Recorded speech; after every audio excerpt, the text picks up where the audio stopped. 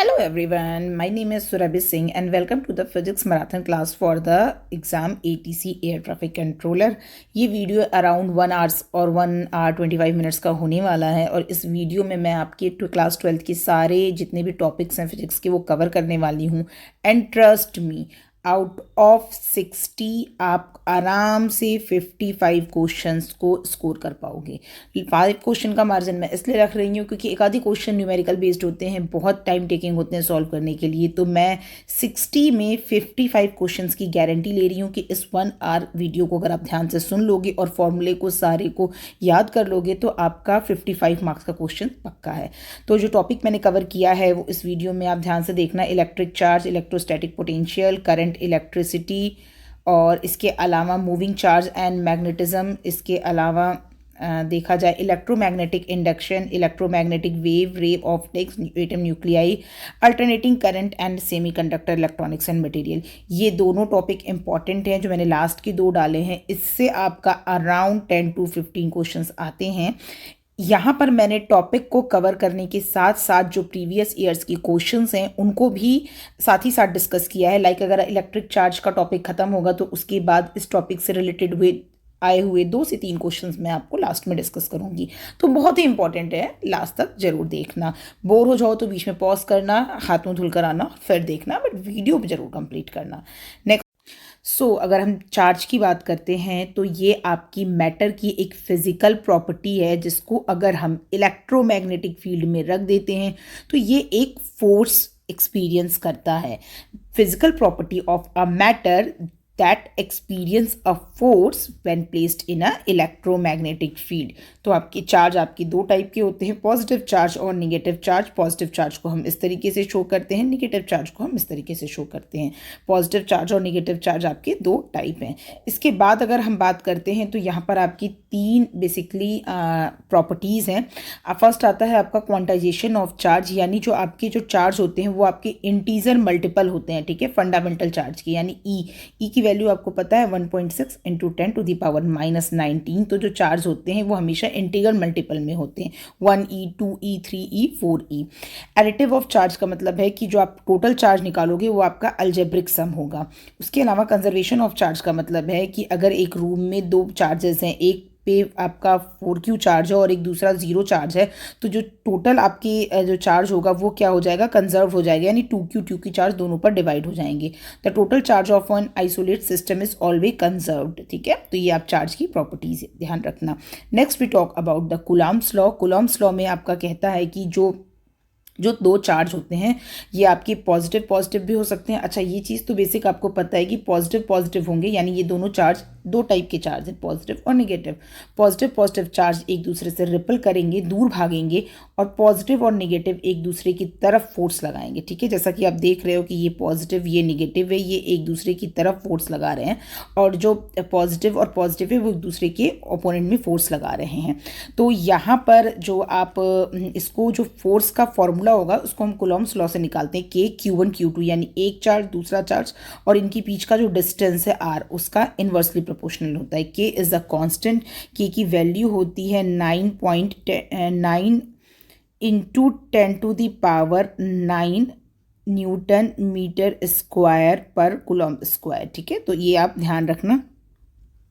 और इसको जो K है, K को हम इस तरीके से भी लिखते हैं 1/4 पाई एप्सिलॉन नॉट। तो दोनों ही याद रखना, ये भी वैल्यू याद रखना है क्योंकि कभी कभार न्यूमेरिकल इस टाइप से आता है जिसमें पाई पाई कैंसिल हो रहा होता है, फिर आप ये वैल्यू रखना प्रेफर नहीं करोगे। और K की अगर वैसे न्यूमेरिकल वैल्यू देखेंगे तो 9 इंटू 10 टू द पावर 9, याद रखना इसे।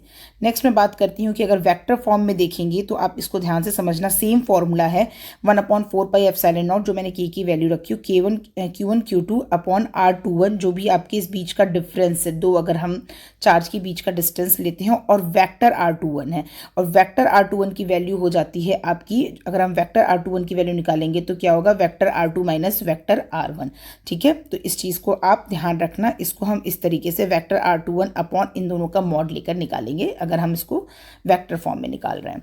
सुपरपोजिशन का फॉर्मूला होता है कि अगर जो भी आपके चार्ज होते हैं, यानी force on any charge due to a number of other charges is vector sum of the forces on that charge, यानी हम सारे फोर्सेस का जो निकालेंगे तो उसका हम वेक्टर सम करेंगे, ये हमारा सुपरपोजिशन होता है। Next we talk about the permittivity. तो परमिटिविटी का मतलब होता है कि दो चार्जेस के बीच में जब फोर्स को जो फोर्स लग रहा होता है, जैसे आपने कूलॉम्स लॉ पढ़ा ना, उसमें क्या था, प्लस क्यू माइनस क्यू, दो चार्जेस के बीच में जो भी फोर्स लग रहा होता है, तो फोर्स का जो इंट्रैक्शन होता है उसको जो चीज़ अफेक्ट करती है उसको हम बोलते हैं permittivity. It affects the propagation of electric field, या जो दो चार्जेस के बीच में जो फोर्स ऑफ इंटरेक्शन को जो अफेक्ट करेगा वो हमारी परमिटिविटी होगी। परमिटिविटी ज़्यादा होगी तो जो हमारा फोर्स है वो कम होगा, जो कि अभी आप फॉर्मूले में देखे थे 1/4πε0, ठीक है, इन्वर्सली प्रोपोर्शनल है। और परमिटिविटी कम होगी तो आपका फोर्स दोनों चार्जेस के बीच में ज़्यादा लगेगा। परमिटिविटी की वैल्यू ज़रूर याद रख लेना, 8.85 × 10⁻12 coulomb upon newton metre square. और के की वैल्यू भी आपको याद रखनी, जो मैंने आपको बता दिया। नेक्स्ट बात करते हैं रिलेटिव परमिटिविटी की। तो किसी भी मीडियम की परमिटिविटी को हम इस तरीके से देख सकते हैं कि किसी भी मीडियम की परमिटिविटी एयर की परमिटिविटी से कितनी ज़्यादा है। So the ratio of the permittivity of any medium with respect to permittivity of the vacuum, यानी Xi r equals to Xm upon Xi0, ये फॉर्मूला है। इस फॉर्मूले के थ्रू आप रिलेटिव परमिटिविटी को निकाल सकते हैं। Now we again talk about the positive charges and electric field। तो जो पॉजिटिव चार्ज होता है, द पॉजिटिव चार्ज में जो आपको ये इलेक्ट्रिक फील्ड लाइंस दिख रहे हैं, ये आपको आउटवर्ड्स निकलती दिखती हैं। It shows outwards. And the negative charge में क्या होगा, इट कम्स इनवर्ड। बहुत बेसिक चीज़ है, याद रखना। Electric field due to positive charge is always away from it, while due to the negative charge it is always towards it। बहुत basic चीज़ें हैं, इससे क्वेश्चन आपका एक थ्योरेटिकल क्वेश्चन जरूर बनेगा। जो भी मैंने इस स्लाइड में डाला है ना, मतलब आप हर एक पेज से एक क्वेश्चन एक्सपेक्ट कर सकते हो। नेक्स्ट बात करती हूँ इलेक्ट्रिक फील्ड की। तो इलेक्ट्रिक फील्ड जो होता है वो आपका फॉर्मूला होता है फोर्स अपॉन चार्ज, ठीक है। जो भी आपकी इलेक्ट्रिक फील्ड लाइन होती है, ठीक है, वो आपका जो भी फोर्स लगा रही होती हैं उसको फोर्स अपॉन जो आप चार्ज करोगे तो वो आपका इलेक्ट्रिक फील्ड लाइन आ जाएगा। ये आपका जनरल रिलेशनशिप है। और अगर कांस्टेंट फील्ड के लिए स्पेशल रिलेशनशिप देखेंगे तो क्या होता है, आपका V/T होता है। तो दोनों फॉर्मूले याद रखना है। अगर हम इलेक्ट्रिक फील्ड की बात करते हैं पॉइंट चार्ज की वजह से, तो उसका फॉर्मूला हो जाता है, ये आपका फोर्स का फॉर्मूला है। फोर्स के फॉर्मूले को जब आप यहाँ इस जो आपका कूलम का फॉर्मूला था उसमें अगर आप इलेक्ट्रिक फील्ड के फॉर्मूले में जब डालोगे तो आपका इलेक्ट्रिक फील्ड का फॉर्मूले में आपका क्या होगा कि एक चार्ज कट जाएगा Q, अगर हम एक पॉइंट चार्ज को Q मान ले रहे हैं और हम इसकी वजह से इलेक्ट्रिक फील्ड निकाल रहे हैं, तो आपकी इलेक्ट्रिक फील्ड का फॉर्मूला ये हो जाएगा। तो अगर आपको कूलम्स फॉर्मूला याद है तो आप इलेक्ट्रिक फील्ड का फॉर्मूला आराम से बना सकते हो। Consider point charge Q placed at a point O as shown in the figure. Let us find the electric field E due to the charge Q at a point P at a distance R. First of all, imagine a positive test charge Q is at P, ठीक है। तो ये एक derivation है, derivation की आपको ज़रूरत नहीं पड़ेगी। इलेक्ट्रिक फील्ड लाइन की प्रॉपर्टीज़ हैं जो आपको पता होनी चाहिए, जो मैंने आपको बता दी है कि ये आपका क्लोज लूप फॉर्म नहीं करते हैं, और यस ये पॉजिटिव से निकलते हैं और ये आपका निगेटिव पे जाते हैं। अगर आपको इसको कोई निगेटिव चार्ज नहीं मिलेगा तो ये जो पॉजिटिव चार्ज से जो आपकी इलेक्ट्रिक फील्ड लाइंस निकल रही हैं ये आपका इन्फिनिटी तक चली जाएंगी, और अगर इसको कोई निगेटिव चार्ज मिल जाता है तो ये आपका निगेटिव पर चली जाएंगी। तो originate from positive and terminates at negative. Important है कि 2023 का ATC का आपका क्वेश्चन है, मतलब 2024 में जब भी आपका एग्जाम होगा ये आपका एक क्वेश्चन है। Lines are perpendicular to the surface of point charges, ठीक है। जो सरफेस है इसका, इसके परपेंडिकुलर है। Electric lines never cross each other. जो इलेक्ट्रिक लाइंस होती हैं ये कभी एक दूसरे को क्रॉस नहीं करती हैं, ये इंपॉर्टेंट है, इसको याद रखिएगा आप। नेक्स्ट बात करते हैं कि अगर आपकी जो इलेक्ट्रिक फील्ड की जो यूनिट है आपको पता है न्यूटन पर कूलम, जो आपका फॉर्मूला था F/Q है, और it can also be express as a volt per metre. Electric field inside the cavity of charge अगर चार्ज कंडक्टर इज जीरो। अगर हम एक कैविटी की बात करते हैं तो उसके अंदर इलेक्ट्रिक फील्ड हमेशा जीरो होती है। If a charge conductor is placed in an external field the electric field inside the conductor is zero. A uniform electric field is that which is at every point the intensity of electric field is same both in magnitude and direction. Next we talk about the dipole. तो जब अगर आप दो जो charges होते हैं इनको अगर आप डी डिस्टेंस से सेपरेट करते हैं या एल डिस्टेंस से सेपरेट करते हैं तो इनके बीच में एक डायपोल क्रिएट हो जाता है। टू चार्ज को सेपरेट करने पर उनके बीच में एक डायपोल बन जाता है जिसको हम इलेक्ट्रिक डायपोल कहते हैं। ये हमेशा जो दो अपोजिट चार्जेस होंगे इनकी यानी इनकी साइन हमेशा अपोजिट होगा और ये एक स्मॉल डिस्टेंस से सेपरेट होंगे, ठीक है। इसको हम डी भी बोलते हैं और कुछ कुछ फॉर्मूले में आपको डिफरेंट पैरामीटर से दिखते हुए मिल जाएंगे। The electric dipole moment is a measure of separation of positive and negative charge. Electric charge with in system is measure of the polarity. तो अगर हम इलेक्ट्रिक फील्ड निकालते हैं डायपोल की वजह से एक्सिस की साइड, जैसे ये हमारे जो दो डायपोल है अगर हम इसी के एक्सिस पे अगर हम किसी पॉइंट पर इलेक्ट्रिक फील्ड निकालेंगे तो उसका फॉर्मूला आएगा, याद रखना, या इलेक्ट्रिक फोर्स निकालेंगे तो 2kp/x³। फॉर्मूला इंपॉर्टेंट है, पूछा जा सकता है। और इसके अलावा अगर हम बात करते हैं, ये तो हमारा एक्सेस पे हो गया था। अगर हम इक्वेटोरियल प्लेन पे निकालते हैं, जैसे ये दोनों चार्जेस हैं और हम इसको इक्वेटोरियल प्लेन पे निकालते हैं, तब आपका जो फॉर्मूला आएगा इलेक्ट्रिक फील्ड का 1/4πε0 इंटू p/x³। ये याद रखना कि इलेक्ट्रिक फील्ड या फोर्स निकाल दिए हो, आपको रिलेशन पता है कि जो इलेक्ट्रिक फील्ड है वो F/Q है, ठीक है। तो ऐसा नहीं है कि इलेक्ट्रिक फील्ड अगर आपने आपको रटना है तो आपको फोर्स का फॉर्मूला नहीं पता है, Q से मल्टीप्लाई कर दोगे तो आपको फोर्स का फॉर्मूला याद हो जाएगा। तो चाहे आप इलेक्ट्रिक फील्ड का फॉर्मूला याद करो चाहे आप फोर्स का फॉर्मूला याद करो। टॉर्क की बात करते हैं तो इलेक्ट्रिक फील्ड के अंदर डायपोल को अगर हम रख देंगे तो एक टॉर्क एक्सपीरियंस होगा। ये चीज़ याद रखना, जैसे ये हमारा डायपोल आपने पढ़ लिया, इस डायपोल को अगर हम एक इलेक्ट्रिक फील्ड के अंदर रखेंगे तो एक आपका एक टॉर्क एक्सपीरियंस होता है, उसका फॉर्मूला होता है Q, यानी कोई भी एक चार्ज हो जाएगा Q इंटू ई जो भी जिस इलेक्ट्रिक फील्ड में रखेंगे, और जो एक एंगल बन रहा है इलेक्ट्रिक फील्ड से, जो इस चार्ज का एंगल बन रहा होता है QE sin थीटा, वो आपका फॉर्मूला हो जाता है, ठीक है। The force on a charge plus Q minus Q resulting in a torque on the dipole which rotates the dipole. Thus the torque tends to align the dipole। वही है कि जो आप जो चार्ज फोर्स को रखते हो तो उस फोर्स की वजह से जो आपका एक्सपीरियंस होता है वो आपका टॉर्क कहलाता है, T/τ into P into E। ये चीज़ें आप ध्यान रखना, बहुत इंपॉर्टेंट फॉर्मूला है, ठीक है। इसमें आप बिल्कुल भी कंफ्यूज मत होना।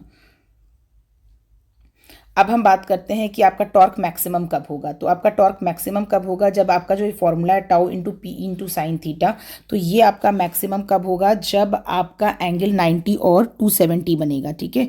पी क्या है, पी में आप कंफ्यूज मत होना, पी की वैल्यू, पी को हम बोलते हैं इलेक्ट्रिक डायपोल मूवमेंट। तो ये आपका क्वेश्चन में हमेशा गिवन होगा, इलेक्ट्रिक डायपोल मूवमेंट, इसको हम पी से शो करते हैं। हाँ, तो अगर हम यहाँ पर दूसरी कंडीशन लेते हैं, यहाँ पर आपने कंडीशन देख लिया टॉर्क की कि जो अगर मिनिमम टॉर्क देखेंगे तो 0 और 180 पर मिनिमम होगा। अगर हम स्टेबल की बात करते हैं तो स्टेबल में आपका थीटा इक्वल टू 0 जब होगा तो आपका इलेक्ट्रिक डायपोल मोमेंट जो पी यहाँ पर शो हो रहा है ये आपका सेम डायरेक्शन में होगा, तो ये आपका स्टेबल इक्विलिब्रियम में होगा। और अनस्टेबल के लिए आपकी थीटा की वैल्यू 180 होगा जब आपके अपोजिट डायरेक्शन में होंगे। तो ये छोटी छोटी चीज़ें हैं, याद रख लेना। Next we talk about the electric flux. तो इलेक्ट्रिक फील्ड लाइन जो होती हैं वो किसी सरफेस से कितनी ज़्यादा लिंक हो रही हैं और ये आपका फ्लक्स बताता है। जो आपकी ये भी इलेक्ट्रिक फील्ड लाइन है वो किसी सरफेस से कितनी ज़्यादा लिंक हो रही है। सरफेस की बात करेंगे तो सरफेस का एरिया आ जाएगा, तो फाई का फॉर्मूला जो होता है E.ds, यानी E.ds जो आपका कॉस थीटा निकालोगे ये आपका एक स्केलर क्वांटिटी होता है, ये चीज़ याद रखना। ये भले यहाँ पर आप वेक्टर दोनों यूज़ कर रहे हो बट जो आपका इलेक्ट्रिक फ्लक्स आएगा वो आपका स्केलर क्वांटिटी आएगा। तो इलेक्ट्रिक फील्ड लाइन किसी सरफेस से कितनी ज़्यादा लिंक हो रही है इसको हम इलेक्ट्रिक फ्लक्स के थ्रू बताते हैं। यहाँ पर ये फॉर्मूला इंपॉर्टेंट है, इससे भी आपके न्यूमेरिकल आए थे। तो क्लोज सरफेस के लिए जो फ्लक्स होता है वो आउटसाइड जो जा रहा होता है वो पॉजिटिव होता है, और फ्लक्स जो गोइंग इनसाइड की तरफ आ रहा होता है उसको हम निगेटिव लेते हैं। एक क्वेश्चन देखिए जो पूछा गया है यहाँ पर, the electric flux through a surface of area दिया हुआ है और आपको इलेक्ट्रिक फील्ड वेक्टर दिया हुआ है। तो बस आपको मल्टीप्लाई कर देना है। आपको पता है E.A होता है, तो यहाँ पे 2i है बट यहाँ पर i का कॉम्पोनेंट नहीं है तो ये कॉम्पोनेंट 0 हो जाएगा। यहाँ पे k का कंपोनेंट नहीं है तो सिर्फ j का j से मल्टीप्लाई होगा, यानी 3j का मल्टीप्लाई होगा 8j से और ये आपका 24j हो जाएगा। मतलब j का j से मल्टीप्लाई करेंगे तो 24 ही आ जाएगा, तो यहाँ पर आंसर होगा 24। Next we talk about the Gauss law. में हम जब बात करते हैं तो हम यहाँ पे आपका फ्लक्स निकालते हैं और फ्लक्स को हम बोलते हैं कि कोई भी जो क्लोज्ड सरफेस्ड है, जो क्लोज सरफेस्ड है उसमें जितने भी चार्ज होते हैं, चार्ज का जो एप्सिलॉन नॉट निकालते हैं हम, वो आपके फ्लक्स के इक्वल होता है। तो net electric field through a close surface is 1/ε0 times the net charge enclosed by the surface. तो आप इसका फॉर्मूला इस तरीके से देख सकते हो कि जो नेट इलेक्ट्रिक फील्ड है वो आपका जो भी आपका इस क्लोज सरफेस के अंदर चार्ज है डिवाइडेड बाई ε0, इसके थ्रू हम अपना गॉस लॉ निकालते हैं। तो गॉस लॉ बहुत इंपॉर्टेंट है न्यूमेरिकल को सॉल्व करने के लिए भी। फॉर्मूला जरूर याद रखना, फाई इक्वल टू आपका integration of E dot D S, और ये आपका इक्वल है क्यू इनक्लोज्ड अपॉन ε0, यानी जो भी आपका स्फेयर है इसके अंदर जो भी आपके चार्जेस हैं डिवाइडेड बाई ε0। अगर हम इंपॉर्टेंट पॉइंट्स देखते हैं तो गॉस लॉ जो है किसी भी क्लोज सरफेस के लिए एप्लीकेबल है, ओपन सरफेस के लिए नहीं है। इसकी साइज और शेप पर इसका कोई ज़्यादा फर्क नहीं पड़ता है, बट क्लोज्ड सरफेस होना चाहिए। उसके अलावा जो गॉस लॉ है वो आपका जो इंडिकेट करता है सारे जो चार्जेस हैं, जो भी आपकी सरफेस के अंदर सारे चार्जेस हैं, इनके सम को इनको इंक्लूड करता है। द चार्जेस में be located anywhere inside the surface, यानी अगर कुछ चार्जेस बाहर हैं और कुछ चार्जेस अंदर हैं तो हम बाहर वाले चार्जेस को नहीं इंक्लूड करेंगे, हम सिर्फ अंदर वाले चार्जेस को लेकर आपका ε0 करेंगे। The Gaussian surface should not pass through the discrete charge, ठीक है, किसी भी डिस्क्रीट चार्ज से पास नहीं होना चाहिए, क्योंकि इलेक्ट्रिक फील्ड जो है वो आपका जो डिस्क्रीट चार्जेस हैं इनके लिए वेल डिफाइंड नहीं है। इसके अलावा जो क्लोज्ड गॉसियन सरफेस है वो आपका सिमेट्रिकल होना चाहिए। अगर उसके अनसिमेट्रिकल है तो इलेक्ट्रिक जो फील्ड्स है एक फेस से हम जो बोलेंगे वो आपकी क्या हो जाएगी, 1/n टाइम्स हो जाएगी। तो ये सारी कुछ प्रॉपर्टीज़ है जिन्हें आपको ध्यान रखना है। कुछ न्यूमेरिकल्स मैंने यहाँ पे डाले हुए हैं जो आपको सॉल्व करने में आपको एग्जाम के लिए बहुत हेल्प करेगी। Like consider a uniform electric field, आपको इलेक्ट्रिक फील्ड की वैल्यू दे रखी है। उसके अलावा कह रहा है what is the flux of the field through a square of 10 centimetre. आप तुरंत इसको चेंज करोगे, साइड को 0.1 करोगे और इसका आपका स्क्वायर निकल जाएगा 0.001। उसके बाद आपका पूछता है पहला क्वेश्चन जो पूछ रहा है what on the side whose plane is parallel to the YZ plane, ठीक है। तो पूछ रहा है what is the flux of this field, ठीक है। अगर फ्लक्स की फील्ड पूछ रहा है जब आपका जो ये प्लेन है पैरेलल रखा है YZ एक्सेस की, तो इस केस में जो आपका cos थीटा है वो आपका 0 हो जाएगा। तो सिंपली आपको 0.01 से आपको मल्टीप्लाई कर देना, 3 × 10⁻10 का आपकी वैल्यू आ जाएगी। नेक्स्ट में कहता है flux through the same square if the normal to its plane makes a 60 degree angle. फिर 60 डिग्री एंगल सॉल्व करोगे तो ये आपका सेकेंड हो जाएगा। The electric field in a certain region of space, ठीक है। अब नेक्स्ट क्वेश्चन जो है आपका इलेक्ट्रिक फील्ड दिया है ये वेक्टर के फॉर्म में, लेकिन फ्लक्स आपका स्केलर क्वांटिटी होता है, ये आप बिल्कुल मत भूलना। और यहाँ पर आपका देखो एरिया दे रखा है, तो अगर आई का आई कॉम्पोनेंट से मल्टीप्लाई होगा 5 × 10 हो गया, और जे का जी से यानी 4 - 4 हो गया। के का कॉम्पोनेंट यहाँ है, यहाँ पर नहीं है, तो वो अपने आप ही कट जाएगा। तो ये आपका आंसर आ जाएगा। छोटे छोटे क्वेश्चन हैं, ध्यान रखना इनको। अब हम यहाँ पे जो आपके एटीसी में आए हुए क्वेश्चन हैं उनको देख लेते हैं। Gauss law applicable to any close surface regardless of the shape और साइज, बिल्कुल सही बात है। We can not distinguish between the positive and negative flux depending on the direction of electric flux line. The net electric flux leaving a surface will always be zero. There is a charge bound inside of it. The net electric flux leaving a surface will always be zero. तो जो third option है ये आपका वो wrong हो जाएगा। तो आपका ऑलवेज भी, तो आपका ऑप्शन अगर थर्ड रॉन्ग हो जा रहा है तो आपका जो सही निकलेगा वो आपका सी ऑप्शन होगा, ओनली 1, ठीक है। और आपका गॉस लॉ के जो 3 एप्लीकेशंस हैं वो आपको ध्यान रख लेना है। यूनिफॉर्मली चार्ज स्ट्रेट वायर पे, जो आपका यूनिफॉर्मली स्ट्रेट वायर पे आपका गॉस लॉ कैसे लगता है, फिर हम एक शीट ले लेंगे उस पर कैसे लगता है, और फिर हम स्फेरिकल शेल की बात करेंगे।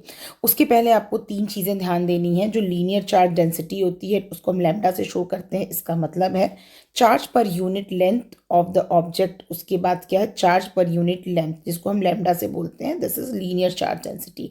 इसकी एसआई यूनिट है आपकी कूलॉम पर मीटर। नेक्स्ट आपका आता है surface charge density. Surface charge density जो है वो आपका आता है उसको हम सिग्मा से शो करते हैं। इसमें क्या है, चार्ज पर यूनिट एरिया जो है वहाँ पर क्या था, lambda equals to Q/L, charge पर यूनिट लेंथ। यहाँ पर जो है सरफेस चार्ज डेंसिटी यानी चार्ज पर यूनिट एरिया। उसके बाद हम बात करते हैं वॉल्यूम चार्ज डेंसिटी की। तो वॉल्यूम चार्ज डेंसिटी में हम क्या बोलते हैं, चार्ज पर यूनिट वॉल्यूम। तो ये आपका वॉल्यूम चार्ज डेंसिटी है, उसको मैं रो से लिखूंगी। तो आपको अगर मैंने कहीं लैम्डा लिखा है तो आप समझ जाना क्या है, अगर मैंने कहीं रो लिखा है तो आप समझ जाना क्या है, कहीं मैंने सिग्मा लिखा है तो आप समझ जाना कि ये किस चीज़ की वैल्यू है। ठीक है, नेक्स्ट मैं बात करती हूँ, एक सेकेंड,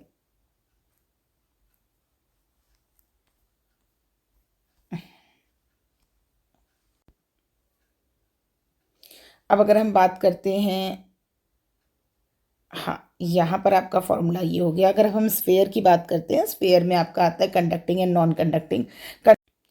यहाँ पर अगर हम बात करते हैं स्फेयर में, तो स्फेयर में आपके बेसिकली दो टाइप होते हैं, conducting and non conducting. Conducting में अगेन हम बात करते हैं solid and hollow, non conducting में बात करते हैं तो हॉलो एंड सॉलिड आ जाता है। तो अगर हम कंडक्टिंग की बात कर रहे हैं तो कंडक्टिंग में ये तीनों फॉर्मूले का डेरिवेशन सेम सा होगा, बिकॉज इसमें स्फेयर में आपके आउटर साइड में चार्ज होते हैं, स्फेयर के अंदर कोई भी चार्ज नहीं होता है। जबकि आपका स्फेयर का नॉन कंडक्टिंग सॉलिड की बात करते हैं तो इसमें चार्ज आपके स्फेयर के अंदर भी पाए जाते हैं।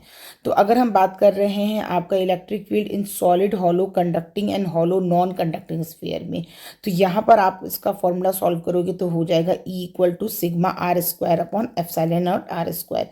जो स्मॉल आर स्क्वायर है वो आपकी स्फेयर की आपकी रेडियस है, और किसी पॉइंट P पर, मतलब हम एक गॉसियन सरफेस बनाएंगे, उस पर आपको निकालना है इलेक्ट्रिक फील्ड। तो ये आपका इलेक्ट्रिक फील्ड का आपका डायग्राम हो जाएगा। ठीक है, अंदर आपका चार्ज नहीं होता है इसलिए अंदर इलेक्ट्रिक फील्ड ज़ीरो होगा। जब आर आपका कैपिटल आर जो है वो आपका आर स्मॉल आर से बड़ा होगा तो आपका जो इलेक्ट्रिक फील्ड है वो 1/r² के प्रोपोर्शनल होगा। इसके बाद अगर हम बात करते हैं कि जो इलेक्ट्रिक फील्ड अगर हम सॉलिड नॉन कंडक्टिंग स्फेयर में निकालेंगे तो वहाँ पर फॉर्मूला जो है आपका sigma small r upon 3 epsilon not होगा। इस फॉर्मूले को याद रखना।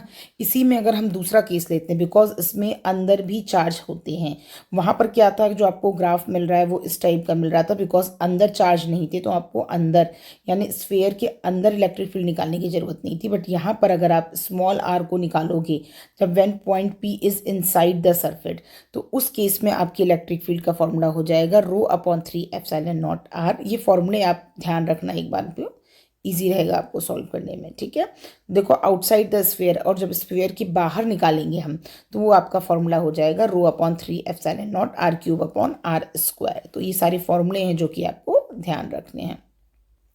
एक क्वेश्चन आपका पूछा गया था जो आपका पिछले साल में, इसमें पूछा गया है कि द सरफेस चार्ज डेंसिटी। देखो ऐसे क्वेश्चन जब भी आएंगे तो देखो बहुत कैलकुलेशन है इसमें, एक बार आप फॉर्मूला लगा कर देखना। इस क्वेश्चन को सबसे लास्ट में आप अटेम्प्ट करो, बिकॉज थ्योरेटिकल क्वेश्चन आपके मार्क्स स्कोर करने के लिए सबसे ईजी हो जाते हैं, लेकिन जो इतने बड़े होते हैं जिसमें न्यूमेरिकल आपके पास कैलकुलेटर भी नहीं है, आपको सॉल्व करने में टाइम लगेगा, ऐसे क्वेश्चंस को लास्ट में अटेम्प्ट करना चाहिए।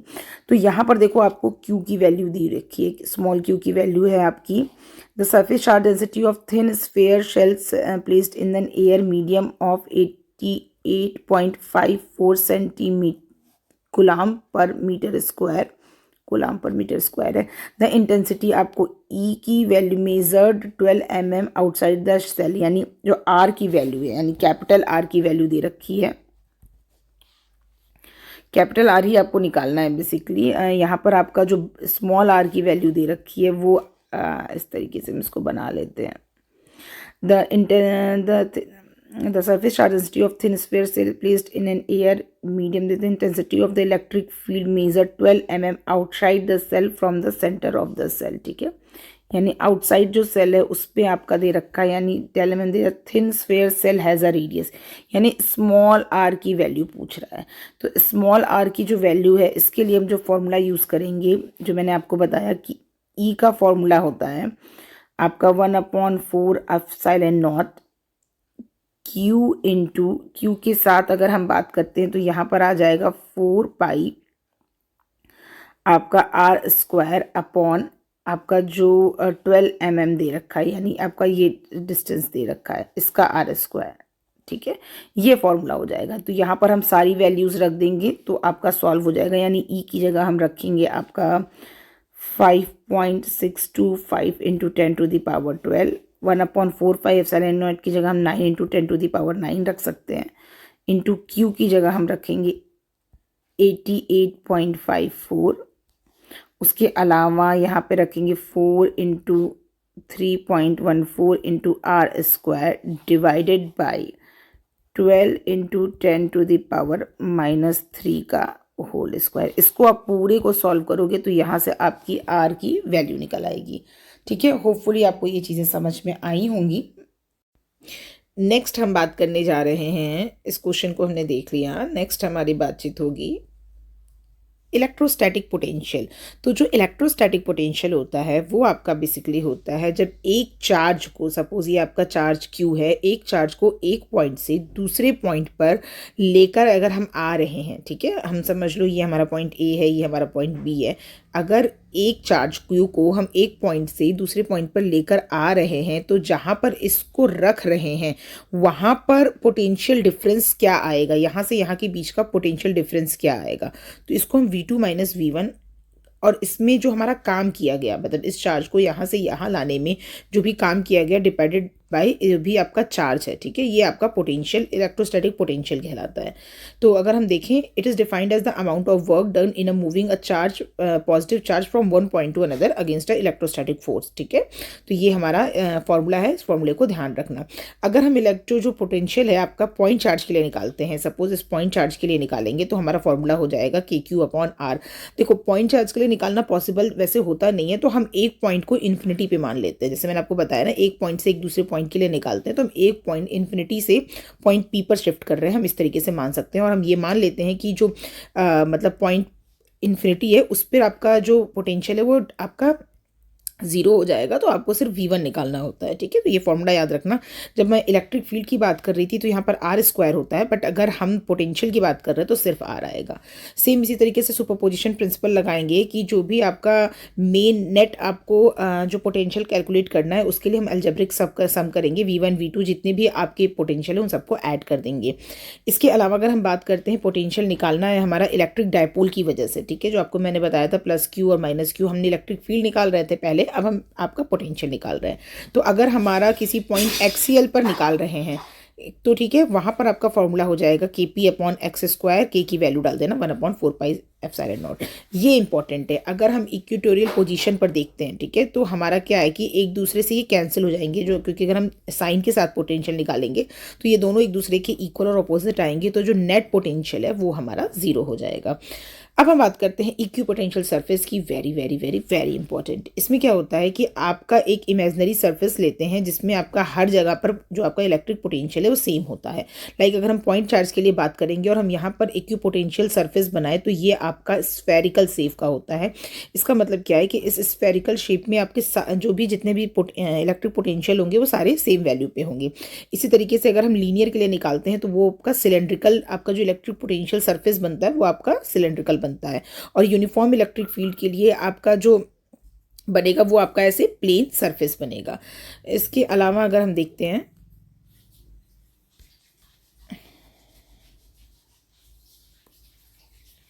अगर हम इसकी प्रॉपर्टीज़ देखते हैं तो जो अगर हम इक्विपोटेंशियल सरफेस की बात करते हैं और वहाँ पर हम पोटेंशियल डिफरेंस निकालते हैं तो वो 0 आएगा, बिकॉज इक्विपोटेंशियल सरफेस ही कहता है कि यहाँ पर दोनों के जो पोटेंशियल है वो सेम होंगे, तो इक्विपोटेंशियल जो आपका डिफरेंस है वो 0 आएगा।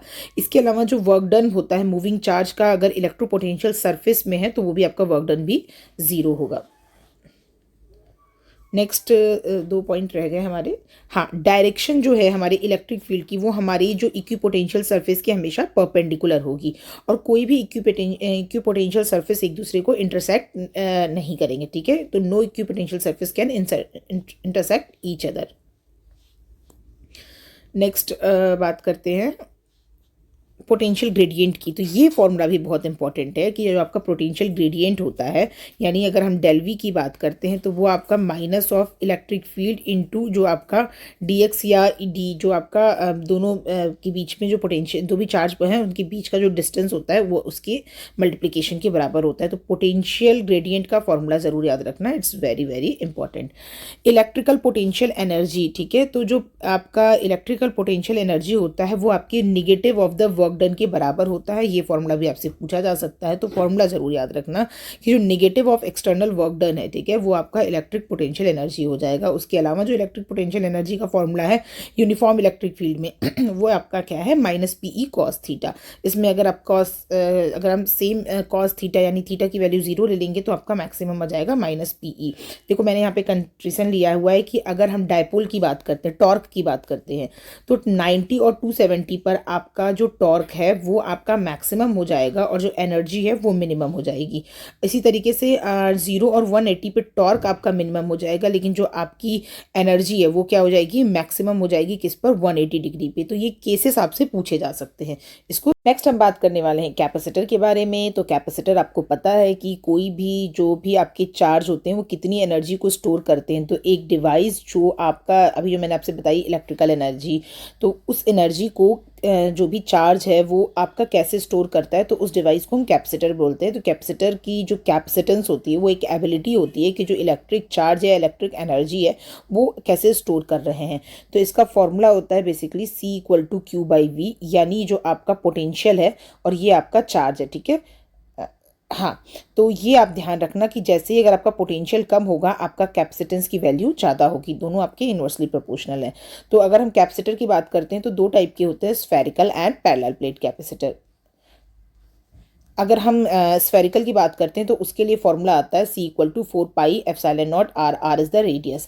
आप ध्यान रखना इसको निकालना कैसे है कि आपको पता है C = Q/V होता है। V की वैल्यू आप निकाल सकते हो 1/4πε0 Q/r। डेरिवेशन है, पूछा नहीं जाएगा, Q से Q कट जाएगा तो ऊपर चला जाएगा आपका 4πε0 r।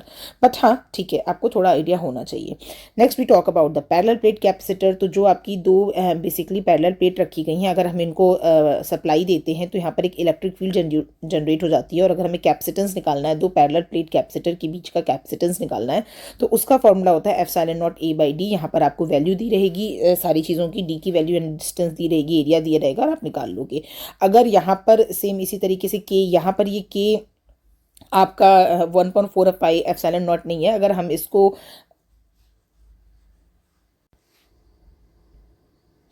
के आपका यहाँ पर डाई इलेक्ट्रिक कॉन्स्टेंट है। बेसिकली हम डाई इलेक्ट्रिक को इंट्रोड्यूस करते हैं जिससे कि हमारा जो ब्रेक डाउन होता है उसको हम रोकने की कोशिश करते हैं और कैपेसिटर की जो आपकी लाइफ स्पैन में वो बढ़ जाती है।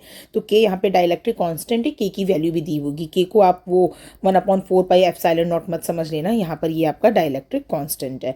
उसके बाद से आता है energy stored in the capacitor. तो ये फॉर्मूले हैं जिस पर आपके न्यूमेरिकल पूछे जाएंगे, आपको वैल्यू दी जाएगी, यानी पोटेंशियल की वैल्यू दी जाएगी, चार्ज की वैल्यू दे दी जाएगी और पूछा जाएगा इलेक्ट्रिक जो एनर्जी स्टोर हुई है कैपेसिटर में उसकी वैल्यू क्या है। तो ½ × QV हो जाएगा, या कैपेसिटर की वैल्यू दी रहेगी तो पूछा जा सकता है इसमें से कोई भी एक वैल्यू दी रहेगी, तो आपसे क्वेश्चन पूछा जाएगा। तो इसको जरूर से सॉल्व कर लेना, इंपॉर्टेंट है। फॉर्मूले वाले क्वेश्चन तो बिल्कुल गलत नहीं करने हैं। फिर आपको पता है कि कॉम्बिनेशन में आपको ये रेजिस्टेंस से बिल्कुल उल्टा होता है। सेम इसी तरीके से क्वेश्चन पूछा गया है, अभी मैं आगे डिस्कस करती हूँ। अगर पैरेलल में है तो इसको आप ऐसे ऐड करोगे जैसे आप सीरीज में रेजिस्टेंस को ऐड करते थे, क्योंकि यहाँ पर जो पोटेंशियल है वो आपका क्या है, तीनों में पोटेंशियल सेम होगा। और अगर हम सीरीज की बात करते हैं तो सीरीज में आपका चार्ज सेम होगा और सीरीज में आपका फॉर्मूला हो जाएगा 1/C1 + 1/C2 + 1/C3। याद रखना रेजिस्टेंस से जस्ट ऑपोजिट होने वाला है। एक क्वेश्चन देख लेते हैं कैपेसिटर का जो आपका 2023 के फरवरी में पूछा गया था, फरवरी में जो ATC का एग्जाम हुआ था। A parallel plate capacitor has a capacitance C if the distance between, आपको पहले फॉर्मूला लिख लेना है ε0 A/d, if the distance between the plate is reduced by half, यानी डिस्टेंस को क्या किया है, हाफ कर दिया है। और उसके अलावा बोल रहा है the plate is filled with the medium having a dielectric constant 6। Direct value दे दिया है, फॉर्मूला आपका था के ε0 A/d, तो के की वैल्यू 6 दे दी गई है और ε0 A, ठीक है। तो सिंपल सा है, C' क्या हो जाएगा, 2 ऊपर चला जाएगा, 12 ε0 A/d। कितना चेंजेस हुआ, तो ये पुराना वाला कैपेसिटर है ये, ठीक है। तो यहाँ पर आपका आ जाएगा 12 टाइम्स। तो यहाँ पर ऑप्शंस देख लेते हैं, C/3, 12C, 6C, 2C। Option हो जाएगा 12C। कितना इजी क्वेश्चन था, फॉर्मूला पता है तो आप तुरंत सॉल्व कर सकते हो। Next we talk about the current electricity. Important है, करंट में इलेक्ट्रिसिटी में हम पहला टॉपिक पढ़ेंगे इलेक्ट्रिक करंट, यानी T टाइम में जो भी आपकी चार्ज फ्लो करती है उसको हम बोलते हैं करंट। तो जब टी टाइम में जो टाइम लग जाता है, मतलब जो करंट प्रोड्यूस होती है वो हमारी करंट हो गई। उसके अलावा करंट डेंसिटी होती है, इसकी यूनिट याद रख लेना एम्पियर या कुलाम होती है। कुलाम पर ये टाइम कुलाम पर सेकंड होती है, ठीक है।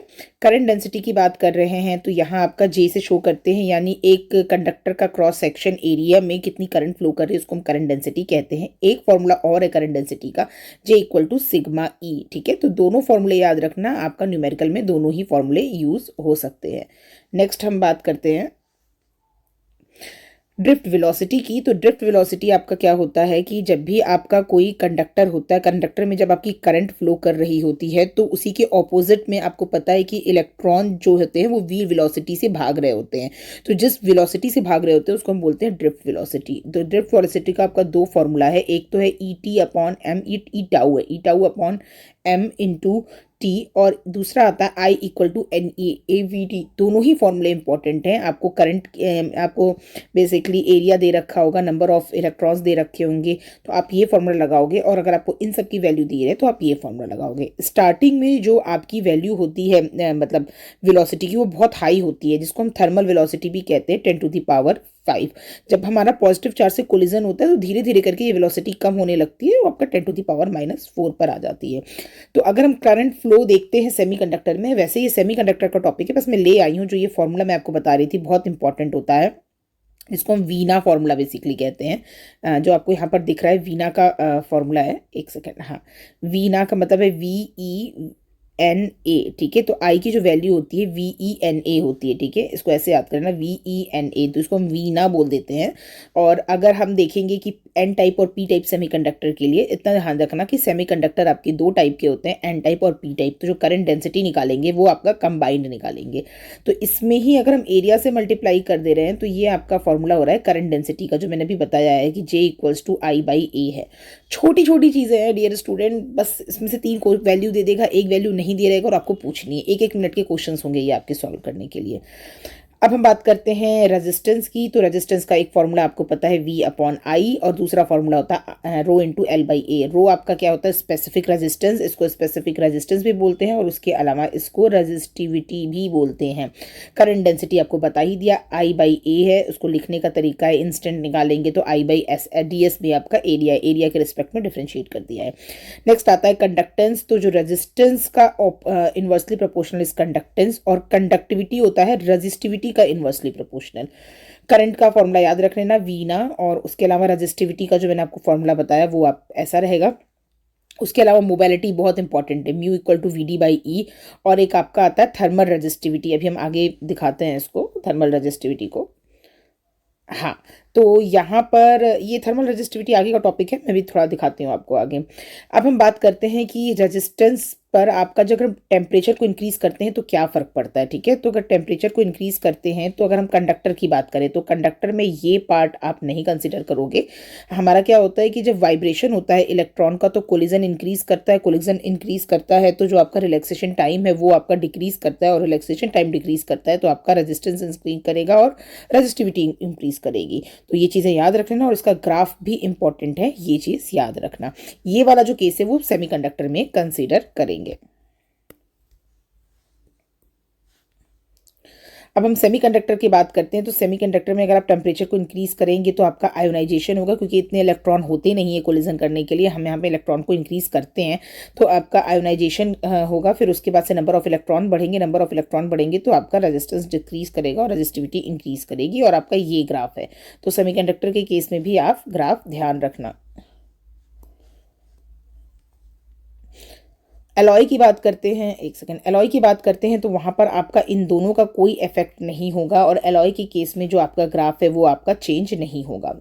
तो टेम्परेचर कोफिशिएंट ऑफ रेजिस्टेंस की बात करते हैं तो अगर इनिशियल टेम्परेचर Ti है और आपका इनिशियल रेजिस्टेंस R0 है तो आपका टेम्परेचर के साथ क्या क्या चेंजेस आते हैं। तो टेम्परेचर इंक्रीज करने के साथ जो आपका फाइनल रेजिस्टेंस होगा वो हो जाएगा RF equal to R0 1 plus alpha delta T. Alpha को हम बोलते हैं कोफिशिएंट ऑफ रेजिस्टेंस, इसके अलावा टेम्परेचर कोफिशिएंट ऑफ रेजिस्टेंस भी बोलते हैं। अगर हम अल्फा की वैल्यू देखिए तो कंडक्टर में पॉजिटिव होती है, और अगर सेमी कंडक्टर में बात करें तो अल्फा की वैल्यू निगेटिव होती है, और एलॉय में आपका कोई भी चेंज नहीं होता है। इसके बाद हम बात करने वाले हैं इलेक्ट्रिक सेल और ईएमएफ की। तो सेल जो आपका सेल होता है वो सर्किट के अंदर चार्ज को बेसिकली एनर्जी प्रोवाइड करने का काम करता है। तो इलेक्ट्रिक सेल को हम इस तरीके से शो करते हैं, और अगर हम ईएमएफ यानी इलेक्ट्रोमोटिव फोर्स की बात करते हैं तो वो हमारा इस तरीके से हम निकालते हैं, ठीक है, इक्वल टू डेल वी होता है, ठीक है, V2 माइनस V1, और इस तरीके से हम इसको सॉल्व करते हैं। नेक्स्ट बात करते हैं अगर हम इलेक्ट्रिकल एनर्जी की। तो इलेक्ट्रिकल एनर्जी का फॉर्मूला होता है आपका, ये फॉर्मूला जरूर याद कर लेना, इसी से डायरेक्ट न्यूमेरिकल आता है। तो total work done by the source of EMF E in maintaining the electric current I for a specific time, E equal to VIT। इसमें आप चेंजेस करोगे तो आप इसका फॉर्मूला डिफरेंट बनता जाएगा। फॉर्मूले आपको ध्यान रखने हैं। अब हम इलेक्ट्रिकल पावर की बात करते हैं। तो ये भी देखो क्वेश्चन पूछा गया है, in electrical energy supplied per unit time to maintain the flow of current. जो आपको ये फॉर्मूला दिख रहे हैं P equal to VI, V की वैल्यू को चेंज करोगे तो I² R हो जाएगा। उसके अलावा 1 हॉर्स पावर आपका 746 वॉट होता है, और आपका नॉर्मल जो पावर की यूनिट होती है वो आपकी वॉट होती है। ये सारी चीज़ें आपको ध्यान में रखनी है। So power of electric circuit is said to be 1 watt if 1 ampere current flow in its against a potential different of 1 volt. तो एक बेसिक डेफिनेशन आपको दिखा दी गई है। 1 हॉर्स पावर याद रख लेना, ये आपका जो कमर्शियल यूनिट होती है पावर की, उसको हम हॉर्स पावर से शो करते हैं। अब हम बात करते हैं इंटरनल रेजिस्टेंस की। तो इंटरनल रेजिस्टेंस आपका जो आपका सेल होता है उसमें आपका ये स्मॉल r से शो होता है एक इंटरनल रेजिस्टेंस, जो कि आपका दो प्लेट के बीच में जो डिस्टेंस होती है उनके डायरेक्टली प्रोपोर्शनल होता है। तो internal resistance of cell is defined as the resistance offered by electrolyte of the cell to flow a current through it, ठीक है। It is directly proportional to the separation between the two plates. It is inversely proportional to the area plate and it depends on the nature, concentration, और इन सारी चीज़ों पर आपका depend करता है। Kirchhoff first law की बात अगर हम करते हैं तो बहुत इजी है, आप बस इसमें क्वेश्चन देख लेना। जो किरचॉफ फर्स्ट लॉ है वो आपका कंजर्वेशन ऑफ चार्ज पे डिपेंड करता है, यानी जितनी अंदर जा रही है इक्वल टू जितनी बाहर आ रही है। देखो इसमें से I2 अंदर जा रही है और I1 अंदर जा रही है, तो I1 plus I2 equal to I3 plus I4, यानी sum of all incoming current equal to sum of outgoing current. ये आपका हमारा किरचॉफ लॉ कहता है, यानी इलेक्ट्रिक सर्किट का जो सम होना है एक पॉइंट पर वो हमेशा 0 होना है। नेक्स्ट हम बात करते हैं किरचॉफ की सेकंड लॉ की, जिसको हम लूप रूल भी कहते हैं, और ये आपका कंजर्वेशन ऑफ एनर्जी पर काम करता है, यानी आपका जो अलजेब्रिक सम है पोटेंशियल ड्रॉप का वो आपका 0 होगा। उसके अलावा अगर हम बैटरी की बात करते हैं तो बैटरी में अगर हमारा करंट बाहर जा रही है पॉजिटिव टर्मिनल से, देखो यहाँ पे पॉजिटिव टर्मिनल से बाहर जा रही है तो उसको हम डिस्चार्ज की कंडीशन कहेंगे, और formula V equal to E minus IR लगाएंगे। अगर हमारा जो चार्ज हो रहा है करंट, ठीक है, तो यहाँ पर पॉजिटिव से एंटर कर रही है तो उस केस में फॉर्मूला आपका ये हो जाएगा। नेक्स्ट बात करते हैं कॉम्बिनेशन ऑफ सेल की। तो देखो अगर दोनों सेल सीरीज में जुड़े हुए हैं तो उस केस में आपका जो इलेक्ट्रोमैग्नेटिक फोर्स हो जाएगा वो फॉर्मूला ऐसे हो जाएगा सीरीज में जोड़ने पर, और इंटरनल रेजिस्टेंस को भी सिंपली आप ऐड करोगे। और सेम इसी तरीके से अगर हम बात करते हैं पैरेलल के केस में, तो पैरेलल के केस में आप 1 to 1 ऐसे निकालोगे और उसके बाद करोगे इसको सॉल्व। तो यानी R इक्विवेलेंट को आप 1/R1 प्लस 1/R2 निकाल के इस पूरे का इन्वर्सली प्रोपोर्शनल कर दोगे, और E इक्विवेलेंट निकालने का फॉर्मूला आपका ये हो जाएगा। व्हीट स्टोन ब्रिज की बात करते हैं तो व्हीट स्टोन ब्रिज के लिए आप इतना ध्यान रखना कि P/R इक्वल टू Q/S, ठीक है, यानी P/R, यानी P/R इक्वल्स टू Q/S। अगर ये कंडीशन सेटिस्फाई हो रही है तो इस जो बीच वाला यहाँ पर है, यहाँ पर करंट फ्लो नहीं करेगी, यानी यहाँ पे गैल्वेनोमीटर की रीडिंग लेंगे तो वो 0 आएगी। तो इसमें बेसिकली क्या होता है कि 3 वैल्यूज़ दी होती हैं और उसमें से आपको एक वैल्यू फाइंड आउट करनी होती है। तो व्हीट स्टोन ब्रिज में याद रख लेना कि अगर इस टाइप से दिया होगा तो इसमें बाकी 3 वैल्यू दी होंगी और एक वैल्यू आपको निकालनी है, और आपका व्हीट स्टोन ब्रिज की कंडीशन ही यही है कि P/R इक्वल टू Q/S, ये कंडीशन फुलफिल होनी चाहिए, ठीक है, ये चीज़ें याद रख लेना। अब नेक्स्ट टॉपिक हम लेने जा रहे हैं मूविंग चार्ज एंड मैग्नेटिज्म। जैसे कि आपने देखा था कि एक स्टैटिक चार्ज होता है वो इलेक्ट्रिक फील्ड को प्रोड्यूस करता था, इलेक्ट्रोस्टैटिक की बात कर रहे हैं अगर हम, तो एक इलेक्ट्रिक चार्ज जो था वो इलेक्ट्रिक जो चार्ज था वो इलेक्ट्रिक फील्ड को प्रोड्यूस करता है। सेम उसी तरीके से जो एक मूविंग चार्ज होता है या जो करंट फ्लोइंग कंडक्टर होता है वो एक मैग्नेटिक फील्ड को प्रोड्यूस करता है। तो अब हम जो भी फॉर्मूले देखेंगे वो सारे मैग्नेटिक फील्ड से रिलेटेड फॉर्मूले देखेंगे। अभी मैंने आपसे इलेक्ट्रिक फील्ड और इलेक्ट्रोपोटेंशियल की बात की थी। तो अगर हम बात करते हैं कि जो करंट कैरिंग कंडक्टर होता है, यानी आपका सपोज ये करंट कैरिंग कंडक्टर है, ये अपने सराउंडिंग में एक मैग्नेटिक इन्फ्लुएंस को एक्सपीरियंस करता है जिसको हम मैग्नेटिक मैग्नेटिक फील्ड कहते हैं। ये अगर आपका करंट कैरिंग कंडक्टर है तो इसके आप सराउंडिंग में आपको एक मैग्नेटिक इन्फ्लुएंस सा फील होगा, जिसको हम बोलते हैं मैग्नेटिक फील्ड। तो इसमें जो यूनिट होती है वो टेस्ला होती है, और 1 टेस्ला इक्वल टू 10⁴ कॉस होता है। नेक्स्ट बात करते हैं कि हम मैग्नेटिक फील्ड की डायरेक्शन कैसे निकालेंगे। तो हम इसके लिए दो रूल यूज़ कर सकते हैं, Maxwell right hand thumb rule और राइट हैंड कॉर्कस्क्रू रूल। तो इसको कुछ नहीं करना है, आप अगर देखो जैसे ये आपका जो थंब है, ये अगर आपका करंट की डायरेक्शन को शो कर रहा होगा तो जो फिंगर की डायरेक्शन है वो आपकी मैग्नेटिक फील्ड को शो कर रही होगी। सेम इसी तरीके से अगर देखिए करंट की डायरेक्शन नीचे की तरफ शो कर रहा है तो इसका मतलब जो मैग्नेटिक फील्ड है वो आउटवर्ड में निकल कर आ रही होगी। तो ये क्वेश्चन इसी तरीके से पूछे जा सकते हैं आपसे कि मैग्नेटिक फील्ड को निकालने के लिए कौन सा रूल काम करता है। अगर मैग्नेटिक फील्ड की हम वैल्यू निकालने की बात करें, जिसकी यूनिट या मैग्नीट्यूड निकालने की बात करें, तो हम दो चीज़ें यूज़ करते हैं, बायो सेवेंट लॉ और आपका एम्पियर्स लॉ।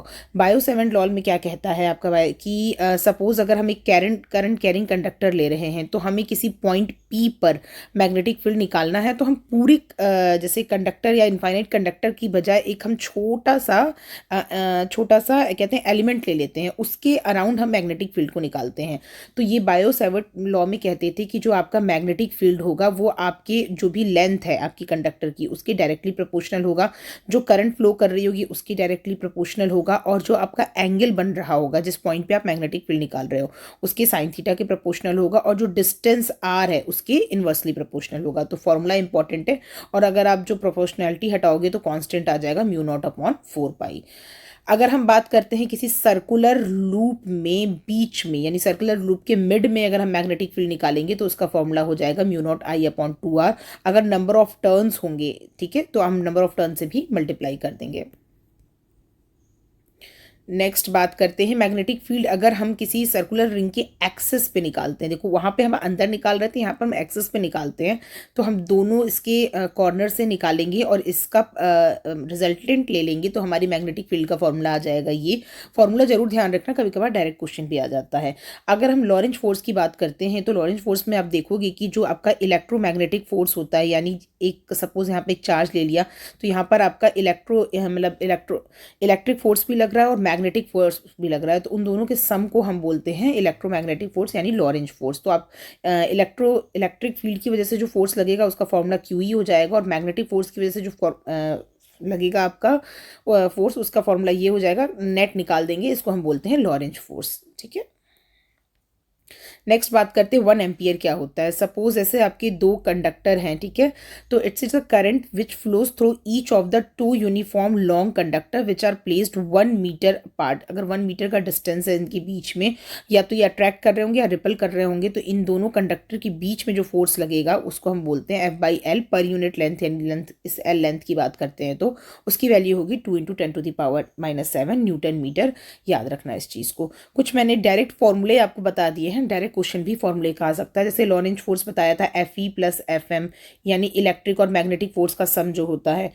उसके अलावा अगर हम बात करते हैं condition for a charge particle to go undeflected in a cross electric and magnetic field, ठीक है, तो उसके लिए कंडीशन क्या है, E/V, charge particle thrown perpendicular to uniform magnetic field. तो अगर कोई चार्ज पार्टिकल हमने थ्रो कर दिया यूनिफॉर्म मैग्नेटिक फील्ड और इसके क्या नाम है परपेंडिकुलर हमने कोई चार्ज थ्रो किया, तो वो कौन सा पाथ लेगा, R = mv/qb, और वो सर्कुलर पाथ होगा, और उसके में जो आपका रेडियस हो गया और टाइम पीरियड होगा 2πm/qb। सेम इसी तरीके से अगर किसी एंगल पर हम किसी चार्ज पार्टिकल को एंटर करा रहे हैं तो वो आपका हेलिक्स पाथ बनाएगा, और जो पाथ है वो आपका जो रेडियस होगा वो हो जाएगा mv/qb, टाइम पीरियड आपका 2πm/qb हो जाएगा, और पिच होगी TV cos θ। उसके बाद से हम बात करते हैं साइक्लोट्रॉन फ्रीक्वेंसी की, तो उसकी वैल्यू होती है Kv/2πm। मैक्सिमम काइनेटिक एनर्जी निकालते हैं किसी चार्ज पार्टिकल की, ठीक है, तो वो आपकी इतनी वैल्यू आती है, याद रख लेना, ठीक है, ये PDF आपको मैं शेयर कर दूंगी। फिर हम बात करते हैं कि करंट कैरिंग कंडक्टर है, ठीक है, उस पर कितना फोर्स लग रहा है, तो उस फोर्स को हम इस फॉर्मूले से निकालते हैं, ठीक है, Fi × L × B। Force on a arbitrary shape current carrying conductor conductor in a uniform magnetic field. तो ये आपका फॉर्मूला होता है F × IL × B। अगर हम मैग्नेटिक मूवमेंट की बात करते हैं, जैसे आपने वहाँ पे डायपोल मूवमेंट पढ़ा था, सेम इसी तरीके से इलेक्ट्रिक मूवमेंट पढ़ा था, सेम इसी तरीके से यहाँ पे डायपोल मूवमेंट है। तो डायपोल मूवमेंट के लिए क्या हो जाता है, करंट इनटू एरिया। आप याद करना कि वहां पर जो डायपोल मूवमेंट था वो क्या था, वहां पर हमने क्या लिया था, Q × D लिया था ना, जो आपका था डायपोल बन रहा था, या 2L था जो डिस्टेंस थी। यहाँ पर हमने क्या किया है, करंट इनटू एरिया लिया है।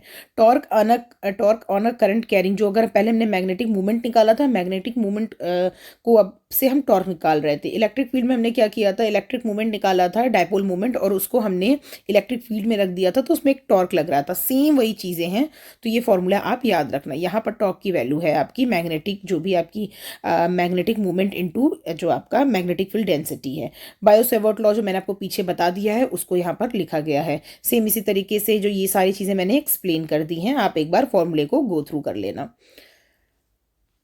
Next, ampere circuit law important है कि जो आपकी एम्पियर सर्किट लॉ है वो कहती है कि जो मैग्नेटिक फील्ड डेंसिटी होती है वो आपकी किसी सर्कुलर उसके लिए कि जो भी करंट इस सर्कल के अंदर फ्लो कर रही होगी, यानी आई इनक्लोज्ड इनटू म्यू नॉट। ठीक है, ये आपका एम्पियर सर्कुलर लॉ कहलाता है।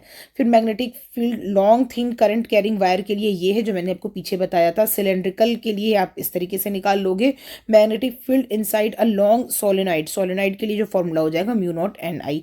न्यूमेरिकल ही डायरेक्ट इस पे पूछे जाते हैं। मूविंग कॉयल गैल्वेनोमीटर की बात करते हैं तो ये आपका स्मॉल इलेक्ट्रिक करंट को मेजर करने के लिए, डिटेक्ट करने के लिए यूज होता है। It is working on the fact that the when a current carrying is placed in a magnetic field it experience a torque.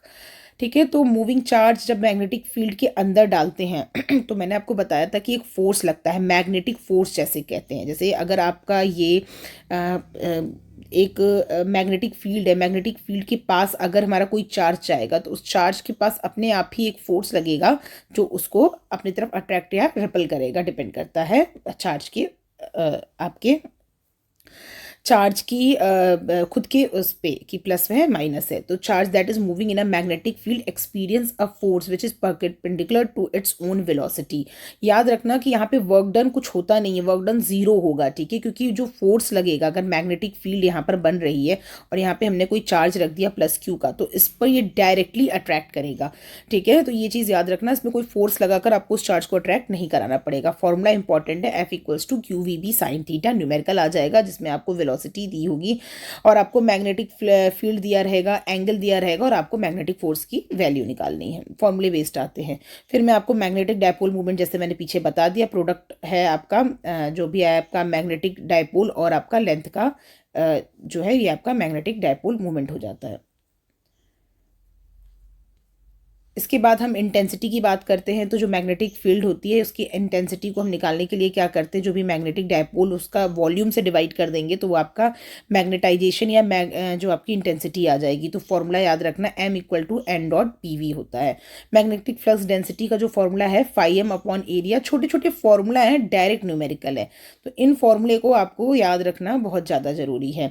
अब अगर हम बात करते हैं एक्सटर्नल फील्ड की वजह से और आपका जो एक फ्लक्स डेंसिटी होता है मैग्नेटाइजेशन की वजह से, तो टोटल जो इलेक्ट्रिक फील्ड डेंसिटी का फॉर्मूला हो जाता है ये एक जो मैग्नेटाइजेशन का फॉर्मूला है M = μr - 1 × H। H is intensity, M is आपका जो भी आपका मैग्नेटाइजेशन है। ठीक है, तो याद रखना इसको हम μr - 1 को रिप्लेस करेंगे xm से, ये इंपॉर्टेंट है। ठीक है, इसको पूछा जाता है। फिर हम बात करते हैं परमिएबिलिटी की। तो परमिएबिलिटी को हम इस तरीके से कह सकते हैं कि मैग्नेटिक फ्लक्स डेंसिटी और मैग्नेटिक फ्लक्स जो इंटेंसिटी है इनका जो रेशियो होता है उसको हम बोलते हैं परमिएबिलिटी। तो परमिएबिलिटी जो है किसी भी मटेरियल की वो मतलब ये बताती है कि कितनी मैग्नेटिक फ्लक्स जो लाइंस है, मैग्नेटिक लाइंस है, वो कितनी पास हो रही है, यानी whether material is allowing to pass magnetic lines from the material और नॉट। देखो यहाँ पर अगर मैग्नेटिक फील्ड जो यहाँ पे परमिएबिलिटी है 1 है, यहाँ पर परमिएबिलिटी अगर ग्रेटर देन 1 है इसका मतलब बहुत सारी लाइंस इसके अंदर से पास हो रही है। अगर लेस देन 0 है तो इसका मतलब कोई भी लाइंस आपकी पास नहीं हो रही है। मैग्नेटिक ससेप्टिबिलिटी का फॉर्मूला है I/H, how easily the substance is magnetise in the magnetic field. ये फॉर्मूला जो मैं आपको पीछे बता दी हूँ। तो वैल्यूज दी रहेंगी, आपको डायरेक्ट फॉर्मूले में पुट करके निकालना है। नेक्स्ट हम बात करते हैं electric properties of material and magnetic properties of material की। यानी यहाँ पर आपको कंपैरिजन करके दिखा रहे हैं जिससे कि आपको सॉल्व करने में आसानी होगी, फॉर्मूला याद करने में आसानी होगी। जैसे यहाँ पर हम क्या कहते हैं, परमिटिविटी। जब आपका सिर्फ इलेक्ट्रिक फील्ड होता है तो हम बोलते हैं परमिटिविटी, जब मैग्नेटिक फील्ड होता है तो हम बोलते हैं परमिएबिलिटी। ठीक है, फॉर्मूला याद रख लेना, electric field density upon electric field intensity. यहाँ पर है magnetic flux density upon magnetic flux intensity. Dipole movement में आप देख रहे हो कि यहाँ पे Q इंटू चार्ज और उनके बीच का डिस्टेंस लेते हैं। यहाँ पर सेम इसी तरीके से होता है कि करंट जो भी फ्लो कर रहा है और ठीक है, और उसके बीच का एरिया लेते हैं। ये आपका मैग्नेटिक डायपोल हो गया। आप फॉर्मूले ये जरूर याद रख लेना और इसकी जो वैल्यूज़ हैं वो ध्यान रखना। नेक्स्ट बात करते हैं पोलराइजेशन की। तो यहाँ पर पोलराइजेशन को PE इक्वल टू NP से शो करते हैं। टोटल फ्लक्स डेंसिटी होती है epsilon naught E plus polarisation. Magnetisation को भी हम इस तरीके से लेते हैं, जो आपका डायपोल मूवमेंट होता है और अपॉन वॉल्यूम होता है। ठीक है, और ये आपका टोटल फ्लक्स डेंसिटी का फॉर्मूला हो जाएगा mu naught H plus mu naught M। यहाँ से ये जो फॉर्मूला निकल के आ रहा है ससेप्टिबिलिटी का, जो मैंने बताया था μr माइनस 1, ये इंपॉर्टेंट है। पोलराइजेशन, ये सारी चीज़ें आपको क्लियर हो गई होंगी। हाँ, डायामैग्नेटिक पैरामैग्नेटिक ये मैं भी आगे बताऊंगी, याद रखना। ससेप्टिविटी की वैल्यू डायामैग्नेटिक मटेरियल और पैरामैग्नेटिक मटेरियल के लिए अलग अलग डिफरेंट होगी। नेक्स्ट बात करते हैं डाई इलेक्ट्रिक मटेरियल में F जो फ्लक्स होता है वो E डॉट A होता है, यहाँ पर B डॉट A होता है। इलेक्ट्रिक फ्लक्स डेंसिटी, ये सारी चीज़ें आप कंपैरिजन करके देख सकते हैं। मैग्नेटिक इलेक्ट्रिक फ्लक्स इंटेंसिटी जो है V/D होगा और यहाँ पर जो मैग्नेटिक फ्लक्स इंटेंसिटी है वो I/L होगा। उसके अलावा हम बात करते हैं मैग्नेट की। तो देखो, मैग्नेट जो होते हैं वो आपके दो टाइप के हैं, नेचुरल मैग्नेट और आर्टिफिशियल मैग्नेट। जो नेचुरल मैग्नेट होते हैं वो नेचुरली पाए जाते हैं, जिनकी स्ट्रेंथ वीक होती है, और जब हमें स्ट्रॉन्ग मैग्नेटिक फील्ड की ज़रूरत होती है तो हम आर्टिफिशियल मैग्नेट को यूज़ करते हैं। और सब कॉमन आइडियाज़ है, जैसे कि अगर आपका मान लीजिए ये मैग्नेट है और इसका साउथ और नॉर्थ पोल है। अगर हम इसको बीच से ब्रेक कर देते तो ऐसा नहीं है कि आपको अलग से ये साउथ और अलग से ये नॉर्थ बन जाएगा, फिर यहाँ पर अगेन एक नॉर्थ पोल हो जाएगा। मतलब हर एक बार मैग्नेट का एक साउथ और नॉर्थ पोल होगा और यहाँ पर एक साउथ बन चुका रहेगा। तो अर्थ एक मैग्नेट की तरह बिहेव करता है, और जब बार मैग्नेट को हम फ्रीली सस्पेंड करते हैं तो ये आपका नॉर्थ साउथ डायरेक्शन में ही हमेशा सेट हो जाता है। और आपको ये दो पोल होते हैं, नॉर्थ और साउथ, जैसे मैंने बता दिया। Magnetic field is a more strong in poles as compare to middle of the portion. तो यहाँ पे जो आपके किनारे किनारे हैं वहाँ पर आपके मैग्नेटिक फील्ड ज़्यादा स्ट्रॉन्ग होंगे। मैग्नेटिक लेंथ जो हम निकालते हैं, इसमें इफेक्टिव लेंथ जो होती है वो आपकी ये होती है यहाँ से यहाँ तक, और जो पूरी लेंथ होती है उसको हम लिखते हैं ज्योमेट्रिकल लेंथ, जो आपकी यहाँ से LG पूरा इस कॉर्नर से इस कॉर्नर होता है। तो ये आपका फॉर्मूला होता है 5/6 इंटू LG, जो आपकी जो इफेक्टिव लेंथ होगी। उसके अलावा जो मैग्नेटिक मोनोपोल एग्जिस्ट करते हैं, बिल्कुल एग्जिस्ट नहीं करते हैं। आपका वहाँ पर इलेक्ट्रिक फील्ड में एग्जिस्ट करते थे बट यहाँ पर एग्जिस्ट नहीं करते हैं। तो आप जब भी इसको, जो मैंने अभी आपको बताया, ब्रेक करोगे तो नॉर्थ और साउथ पोल में टूट जाएंगे। मैग्नेटिक फ्लक्स की कुछ प्रॉपर्टीज़ याद रखनी है। मैग्नेटिक फ्लक्स जो लाइन्स होती हैं हमेशा कंटिन्यूअस होती हैं, नॉर्थ से साउथ की तरफ जाती हैं, और ये पैरेलल होती हैं इक्वेटर की। ठीक है, मेन सोर्स है जो आपका मैग्नेटिक फील्ड का है वो आपका फ्लो ऑफ करंट है। इलेक्ट्रिक डायपोल में आप मोनोपोल्स को सेपरेट कर सकते हो, बट मैग्नेटिक डायपोल में मोनोपोल को सेपरेट नहीं कर सकते। सिर्फ नॉर्थ या साउथ नहीं ले सकते, ये हमेशा एक कॉम्बिनेशन के फॉर्म में आएंगे। नेक्स्ट है आपकी मैग्नेटिक लाइंस की जो प्रॉपर्टी होती है, हमेशा क्लोज लूप बनाते हैं, कभी इंटरसेक्ट नहीं करते हैं, और अगर क्राउडेड पोल के पास रखे रहेंगे। Magnetic fields lines are crowded near the poles where the field is strong and spread apart from each other where the field is weak. The flow from south pole to north pole with in a magnet and north pole to south pole. मैंने आपको बताया कि ये flow करते हैं, flow from the south pole to the north pole, और अंदर में बात करेंगे तो नॉर्थ पोल टू साउथ पोल में आपकी मैग्नेटिक फील्ड लाइंस ट्रैवल करती है। नेक्स्ट हम बात करते हैं डायामैग्नेटिक मटेरियल, जो आपके तीन टाइप के मटेरियल है, डायामैग्नेटिक, पैरामैग्नेटिक और आपका आता है फेरोमैग्नेटिक। डायामैग्नेटिक है उसमें आपकी मैग्नेटिक फील्ड डेंसिटी होती है जो वो ज़ीरो होती है, और जो ये आपकी जो ये डायामैग्नेटिक मटेरियल होते हैं, इससे जब आप मैग्नेटिक फील्ड में रखते हैं तो ये जो मैग्नेटिक फील्ड है वो इससे पास नहीं होती हैं। यहाँ पर ससेप्टिबिलिटी की वैल्यू बहुत कम होती है, -1 होती है, और परफेक्ट डायामैग्नेटिज्म के लिए जो आपका ये परमेबिलिटी होगी वो भी आपकी ज़ीरो होगी। प्रॉपर्टीज़ हैं, इनको आपको याद रखना है।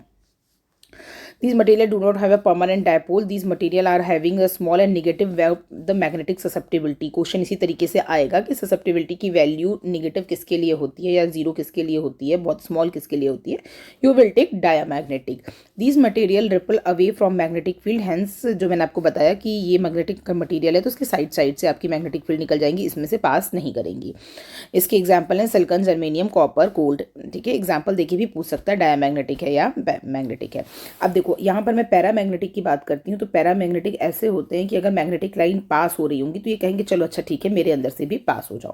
तो आप यहाँ पे देख रहे हो कि मैग्नेटिक फील्ड लाइन जो उसमें था, डाया में था, क्या वो साइड से जा रहा था, बट इसमें क्या है, ये डाया का एग्जाम्पल है. पैरा में क्या है, मैग्नेटिक फील्ड लाइन्स जो होंगी मटेरियल से पास होंगी. यहाँ पे क्यूरी लॉ आ जाता है जिसमें आपका जो मैग्नेटिक डायपोल होता है उसको इस ग्राफ से हम शो करते हैं. ससेप्टिबिलिटी और टेम्परेचर के बीच में जो ग्राफ निकालेंगे तो इसको ध्यान रखना. यहाँ पे जो ग्राफ है वो 1/T के फॉर्म में भी पूछा जाता है. इसके एग्जाम्पल निकल sulphate, manganese sulphate, iron sulphate है. अब हम बात करते हैं फेरोमैग्नेटिक मटेरियल की. तो जो फेरोमैग्नेटिक मटेरियल होते हैं ये आपका जब मैग्नेटिक फील्ड में रखते हैं तो ये स्ट्रांगली आपके मैग्नेटाइज्ड होते हैं. तो those material which exhibit a spontaneous and net magnetisation at the atomic level even in the absence of external field. तो ठीक है, ये हमेशा मैग्नेटाइज होते हैं एब्सेंस ऑफ मैग्नेटिक फील्ड के भी. Magnetic field movement of a neighbouring domain are oriented. देखो पहले ये अपोजिट डायरेक्शन में ऐसे ओरिएंटेड थे, जब हम इसको मैग्नेटिक फील्ड में रख देंगे तो ये सारे के सारे क्या होते हैं, सेम डायरेक्शन में अलाइंड हो जाते हैं. तो ये प्रॉपर्टीज आप याद रखना. कुछ यहाँ पे मैंने ऐसे पैरेलल फॉर्म में दिखा दिया है, कंपेरिजन याद रखना. जैसे सबसे ज़्यादा इंपॉर्टेंट है परमिएबिलिटी की वैल्यू. यहाँ पर देखो लेस देन 1 है, पैरामैग्नेटिक में ग्रेटर देन 1 है और फेरो में ज़्यादा ही होती है. ससेप्टिबिलिटी निगेटिव है. ये दोनों पॉइंट तो जरूर से याद रखना. और उसके अलावा जो है बिहेवियर जो मैंने आपको बता दिया कि रिपल करेंगे, अट्रैक्ट करेंगे और यहाँ पर हैविली अट्रैक्ट करेंगे. तो ये सारी छोटी छोटी चीज़ें हैं जो आपको ध्यान में रखनी है. क्वेश्चन इसी में से बनेंगे. यहाँ पर मैं आपको दिखा दे रही हूँ जैसे कि ये जो डायामैग्नेटिक है, देखो डायामैग्नेटिक को जब मैग्नेटिक फील्ड में रख रहे हैं तो कोई भी असर नहीं हो रहा है. ये विदाउट मैग्नेटिक फील्ड है और ये मैग्नेटिक फील्ड में जब आपने रखा तो कोई भी असर नहीं हुआ. पैरामैग्नेटिक को रखा तो ऑलमोस्ट ये सेम डायरेक्शन में अलाइंड हुए, बट जो फेरोमैग्नेटिक हैं वो अच्छे से अलाइंड हो जाते हैं. तो दोनों ही अलाइंड हो जाते हैं. फेरोमैग्नेटिक में क्या होते हैं कि सारे एक ही डायरेक्शन में अलाइंड हो जाएंगे. पैरामैग्नेटिक में अगर हम फेरी मैग्नेटिक की बात कर लेते हैं तो फेरी मैग्नेटिक में एक आपका ऑपोजिट डायरेक्शन में शिफ्ट होगा और एक इस डायरेक्शन में शिफ्ट होगा. बट आपको पढ़ना सिर्फ डाया, पैरा और फेरो है. फेरी इतना इंपॉर्टेंट नहीं है. नेक्स्ट मैं बात करती हूँ इलेक्ट्रोमैग्नेटिक इंडक्शन की. तो इलेक्ट्रोमैग्नेटिक इंडक्शन में जो आपका फैराडे लॉ है वो आता है और उसके अलावा हम पढ़ते हैं आपका सेल्फ इंडक्शन और motion EMF.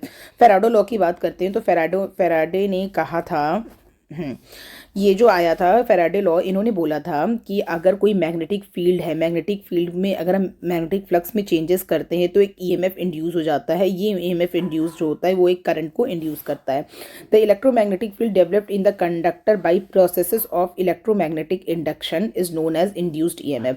So the phenomena generation of current और EMF by changing the magnetic field. Faraday law में आप बस इतना याद रखना है कि मैग्नेटिक फील्ड को जब हम चेंज करेंगे तो एक करंट या ईएमएफ जनरेट होगा और जो ये ईएमएफ जनरेट होगा उससे एक आपकी करंट भी फ्लो करेगी. ये होता है आपका इलेक्ट्रोमैग्नेटिक इंडक्शन. तो हमारा क्या होता है कि एक इंड्यूस करंट हम कैसे करते हैं कि हम मैग्नेटिक फील्ड को चेंज करते हैं. ठीक है, हम एक कॉयल लेकर जाएंगे, कॉयल को रखेंगे. Coil of wire moving into a magnetic field is a one example of EMF generated according to Faraday law. तो ये फैराडे लॉ जो है, फैराडे लॉ ये इंपॉर्टेंट है. ये आपके नंबर ऑफ टर्न्स और flux with respect to time के इक्वल होता है. ये चीज़ें आप याद रखना. फाई को आप BA से रिप्लेस कर सकते हो. लेंज लॉ कहता है कि जो भी ईएमएफ जो इंड्यूस हुआ रहता है वो उसी को अपोज करता है जिससे वो इंड्यूस हुआ रहता है. When an EMF is generated by a change in the magnetic flux, the polarity of induced EMF is such that it produces a current whose magnetic field opposes the change which produces. तो lens का law का मतलब ही यही है कि जिससे पैदा हुआ है उसी का अपोज करेगा. उसके बाद हम इंडक्टर की बात करते हैं. इंडक्टर आपका ऐसे होता है L, और जो L होता है इंडक्टर ये आपका सेल्फ इंडक्टेंस होता है और म्यूचुअल इंडक्टेंस होता है. सेल्फ इंडक्टेंस की अगर हम बात करते हैं तो करंट कैरिंग जो कॉयल होता है दैट रेजिस्ट और opposes the change of current, जो आपका लेंज लॉ है उसी से बनता है. तो यहाँ पर फॉर्मूला याद रख लेना -L/di/dt. और अगर हम सोलेनॉइड का निकालते हैं तो आपका फॉर्मूला हो जाएगा μ0n²A/L. सिर्फ फॉर्मूले याद करा रही हूँ, थ्योरेटिकल पार्ट मुझे लगता है कि बेसिक्स आपके क्लियर होंगे. म्यूचुअल इंडक्टेंस की बात करते हैं तो अगर सपोज यहाँ पर इसमें अगर आप कॉयल 1 में अगर आप चेंज करते हैं मैग्नेटिक फील्ड को, तो उसकी वजह से जो आपका फ्लक्स है कॉयल 2 का भी चेंज होता है, बट इस जो फ्लक्स की चेंज की वैल्यू है वो इसके करंट पर डिपेंड करती है। The phenomena according to which an opposite EMF is produced in a coil as a result of change in a current और magnetic flux linked with the neighbouring coil, ठीक है, इसको हम म्यूचुअल इंडक्टेंस कहते हैं। Mutual inductance में भी आपका सोलेनॉइड का जो फॉर्मूला होता है, एक सेकेंड,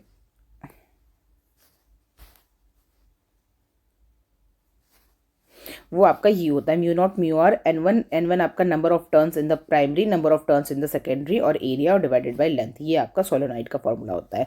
जो एसी जनरेटर होता है वो भी आपका इसी चीज़ पर बेस्ड होता है, इलेक्ट्रोमैग्नेटिक इंडक्शन के। जैसे कि ये जो कॉयल होता है, ये आप देख रहे हो ना रेक्टेंगल कॉयल, इसको ये आपका स्लिप रिंग और ब्रश के थ्रू कनेक्टेड होता है, और जब आप इसको मूव कराते हो तो आपका जो मैग्नेटिक फ्लक्स है वो आपका मैग्नेटिक फील्ड है वो आपकी चेंज होती है, और उसकी वजह से जो आपका करंट है प्रोड्यूस होता है।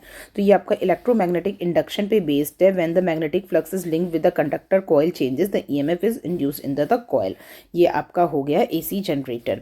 नेक्स्ट मैं बात करने जा रही हूँ एटम एंड न्यूक्लियाई की। तो ये आपका मैटर का जो एक फंडामेंटल बिल्डिंग ब्लॉक होता है, जिसमें हम कहते हैं कि जो पॉजिटिव चार्जेस होते हैं वो आपके सेंटर पर होते हैं लाइक ये, और जो निगेटिव चार्ज होते हैं लाइक जिसको हम इलेक्ट्रॉन कहते हैं वो आपके सराउंडिंग पे इस तरीके से रोटेट कर रहे होते हैं। तो जो ब्लू वाले हैं वो इलेक्ट्रॉन होते हैं, और जो अंदर होते हैं उसमें हम क्या कहते हैं, प्रोटॉन और न्यूट्रॉन होते हैं।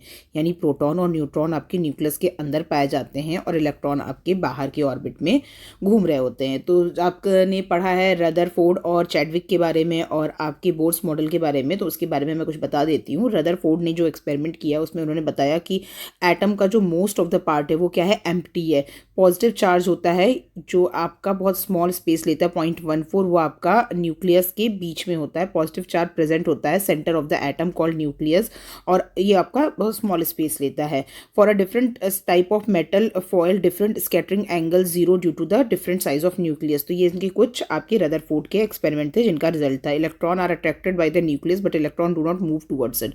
तो ये इन्होंने बताया था कि इलेक्ट्रॉन जो हैं वो न्यूक्लियस के थ्रू अट्रैक्ट होते हैं बट उनके उसके अंदर नहीं जाते हैं, साइड के ऑर्बिट में चक्कर काट रहे होते हैं। तो इनके कुछ ड्रॉबैक थे, जिसके बाद आपके आए हमारे बोर्स मॉडल में इन्होंने बताया कि जो एनर्जी होती है वो लोअर एनर्जी से हायर एनर्जी की तरफ शिफ्ट होती है। The electron in an atom move from the lower energy to higher energy, जैसे KLMN पढ़ा था ना आपने, एक एनर्जी से दूसरे एनर्जी पर जाते हैं, and higher level to lower energy by losing energy. तो बोर की डेफिनेशन थी स्टेबल ऑर्बिट के लिए कि electron can revolve only in the circular path for which the orbital angular momentum is integral multiple of H/2π MVR। इसको next में दिखाती हूँ मैं अच्छे से लिख के।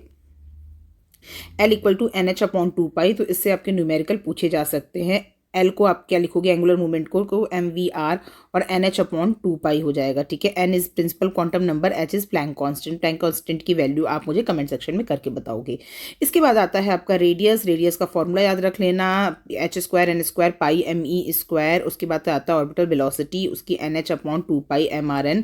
एनर्जी लेवल की बात करेंगे तो यहाँ से फॉर्मूला जो आपका निकल आएगा E²/8π Ż0। और इसमें क्वेश्चन इस तरीके से पूछता है कि जो काइनेटिक एनर्जी है उसका जो रेडियस के साथ रिलेशन है वो क्या है, प्रोपोर्शनल टू 1/, बाकी सारे तो कांस्टेंट हो जा रहे हैं, और जो पोटेंशियल एनर्जी उसमें वो R² की प्रोपोर्शनल है।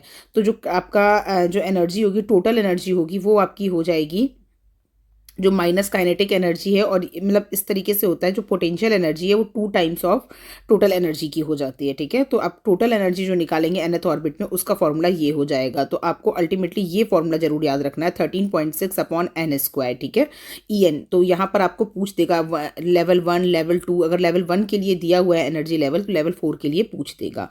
राइडबर्ग कांस्टेंट बहुत इंपॉर्टेंट है ये क्वेश्चन, मतलब यहाँ से आपका बिल्कुल पूछा जाता है। तो ये राइडबर्ग कांस्टेंट की वैल्यू याद रख लेना। पूछता है कि राइडबर्ग कांस्टेंट में जो इलेक्ट्रॉन की कितने पावर के प्रोपोर्शनल है, 2023 का क्वेश्चन ये आया हुआ था।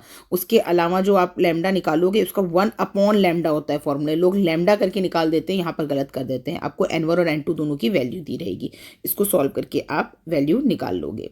ठीक है, रेडबर्ड कांस्टेंट याद रखना। उसके बाद से हम स्पेक्ट्रम सीरीज़ की बात करते हैं तो लाइमन सीरीज़ होता है, यानी कोई भी इलेक्ट्रॉन अगर कहीं से भी अगर n=1 पर गिर रहा है, ठीक है, तो उसको हम लाइमन सीरीज़ कहेंगे। n=2 पे गिर रहा है तो उसको हम बार्मर सीरीज़ कहेंगे। n=3 पे यानी इन्फिनिटी से कहीं से भी उस गिर रहा है n=3 पर तो पार्शियल सीरीज़ कहेंगे। उसी तरीके से ब्रैकेट सीरीज़ और प्रिफरेंट सीरीज़ होता है।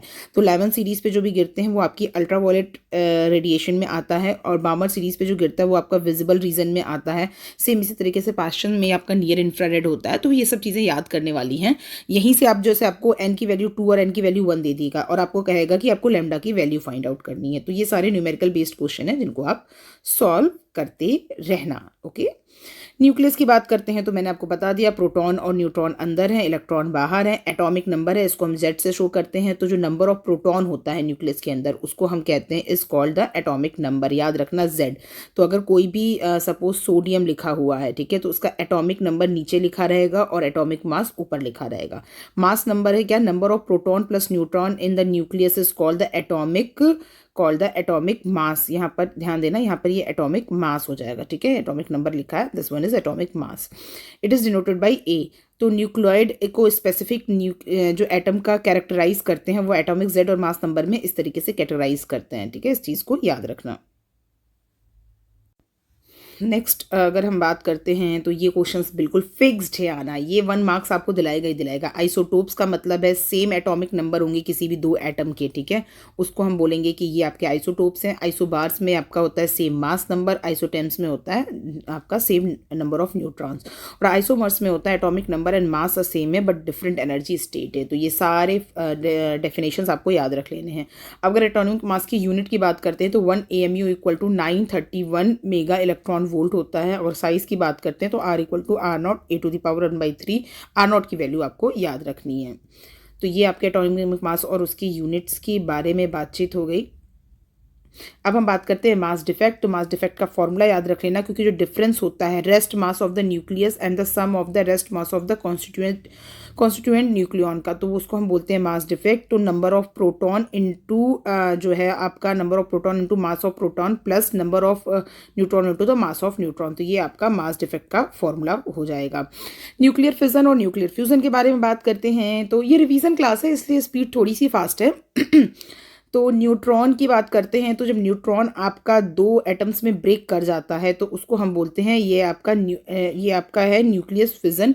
और जब 2 एटम्स मिलकर एक बड़ा एटम बनाते हैं, ठीक है, और जैसे हीलियम बनाया उसको हम, और एक छोटा सा न्यूट्रॉन निकलता है, इसको हम बोलते हैं न्यूक्लियस फ्यूजन। तो कुछ को इसमें जो आपकी डेफिनेशन है वो आपको पढ़नी बहुत ज़रूरी है। लाइक जो न्यूक्लियर फिजन होता है उसमें तो हाई अमाउंट ऑफ एनर्जी निकलती है, बट उससे कहीं ज़्यादा एनर्जी निकलती है आपकी न्यूक्लियर फ्यूजन में। The amount of energy released is more. तो किस में ज़्यादा एनर्जी निकलती है, यू विल से फ्यूजन में। इसमें न्यूक्लियर फिजन में क्या होता है, लार्ज एटम होता है 2 स्मॉलर एटम्स में टूट जाता है, बट इसमें क्या होता है, इन्हें 2 एटम कंबाइन करके लार्ज बनाते हैं। फ्यूजन में क्या हो रहा है, कंबाइन कर रहे हैं, फिजन में टूट गए। It requires a little amount of energy, but इसके लिए हाई अमाउंट ऑफ एनर्जी चाहिए होती है। It generates a radioactive decay as by product, और इसमें क्या होता है, लेस्ट आपके रेडियो एक्टिव प्रोडक्ट जनरेट होते हैं। यूरेनियम यूज़ होता है इसमें रिएक्शन कराने के लिए, और इसमें रिएक्शन करने के लिए हाइड्रोजन के आइसोटोप्स यूज़ होते हैं। ये आपका नेचुरली नहीं हो सकता, और जबकि जो न्यूक्लियर फ्यूजन है वो आपका नेचुरली हो जाएगा। ये एक्सोथर्मिक प्रोसेस है, ये एंडोथर्मिक प्रोसेस है। तो एक आपका क्वेश्चन यहाँ से बनना कंफर्म है। Next we talk about the alternating current. Dear student, कुछ जो टॉपिक रह जा रहे हैं वो आप मुझे कमेंट सेक्शन में करके बताना। मैराथन क्लास थोड़ी सी लंबी होती जा रही है तो वो मैं अलग से वो टॉपिक कवर कर दूंगी, बट इस वीडियो से आप श्योरिटी के साथ रहो, आपके 25+ मार्क्स पक्का हैं अगर आपने इस वीडियो के साथ इसके फॉर्मूले याद कर लिए हैं तो। और अगर आपको इस PDF को चाहिए होगा तो नीचे मैं एक नंबर दे रही हूँ, उस नंबर पर आप मुझे कॉन्टैक्ट करेंगे तो इसकी PDF आपको मिल जाएगी। तो अब हम नेक्स्ट टॉपिक की बात करते हैं। नेक्स्ट टॉपिक का नाम है अल्टरनेट करंट। अल्टरनेट करंट का मतलब होता है कि जब आपकी जो करंट है विद द टाइम चेंज होती जा रही है, उसकी वैल्यू हर एक पॉइंट पर डिफरेंट होती जा रही है, तो वो हमारी अल्टरनेटिंग करंट कहलाती है। अल्टरनेटिंग करंट मतलब ये आपका एक साइनोसॉइडल करंट होता है। ये जो आप एक रेड से देख रहे हो ये एक पूरा एक साइकिल होता है, ठीक है, इसको आप ध्यान रखना। इसी के बेसिस पे हम आगे चीज़ें बताएंगे। तो अल्टरनेटिंग करंट का मतलब है जहाँ पर आपकी करंट की वैल्यू हर एक टाइम पर चेंज होती जा रही है। नेक्स्ट बात करते हैं कि आपकी जो अल्टरनेटिंग करंट है और जो अल्टरनेटिंग वोल्टेज है उसको हम किस तरीके से फॉर्मूले में देखते हैं। The current whose magnitude changes with the time and direction reverse periodically is called the alternating current. ये फॉर्मूला याद रख लेना, I equal to I naught sine omega T minus five, और यहाँ पर जो ओमेगा की वैल्यू है वो आपकी है 2 पाई/टाई। डायरेक्ट अभी मैं आपका प्रीवियस का क्वेश्चन डिस्कस करूंगी जिसमें डायरेक्ट इसी फॉर्मूले से क्वेश्चन आया है। ओमेगा इक्वल टू 2 पाई/टी या ओमेगा इक्वल टू 2 पाई/एफ, ये दोनों फॉर्मूले सेम हैं बिकॉज जो फ्रीक्वेंसी होती है वो आपके टाइम पीरियड के इनवर्सली प्रोपोर्शनल होती है। तो ये छोटी छोटी चीज़ें याद रखना, ये सारों से एक एक न्यूमेरिकल बनने के चांसेस हैं आपके एटीसी के एग्जाम में, इसीलिए इन फॉर्मूलों को बिल्कुल नहीं भूलना है, ठीक है। नेक्स्ट मैं बात करती हूँ मैक्सिमम वैल्यू की, और मैक्सिमम जो आपकी करंट है या जो आपकी मैक्सिमम वोल्टेज है वो कहाँ तक जाएगी।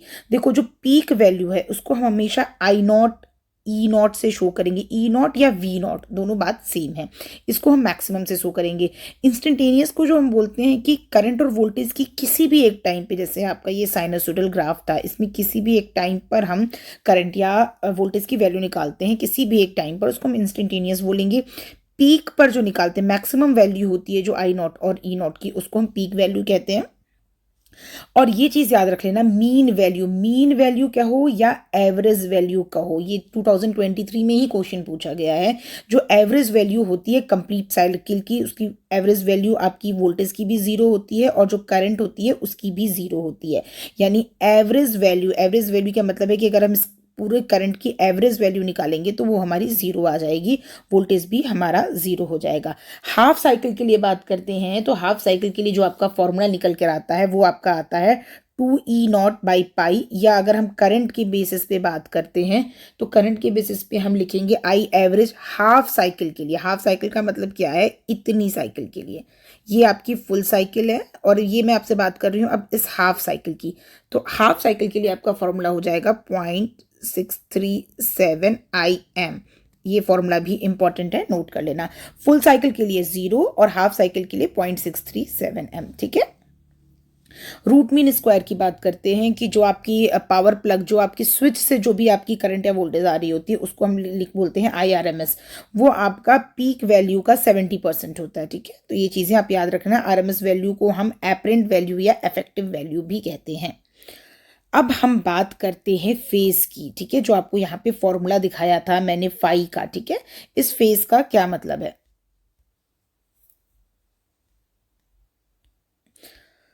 Phase difference between the EMF voltage and current. अगर हमारा रेजिस्टिव सर्किट है, रेजिस्टिव सर्किट का मतलब क्या है कि आपका जो एक रेजिस्टर कनेक्टेड है सप्लाई के साथ, ठीक है। सिर्फ अगर रेजिस्टिव सर्किट है तो जो वोल्टेज और करंट है वो सेम फेज में होंगे और फाई की वैल्यू 0 होगी।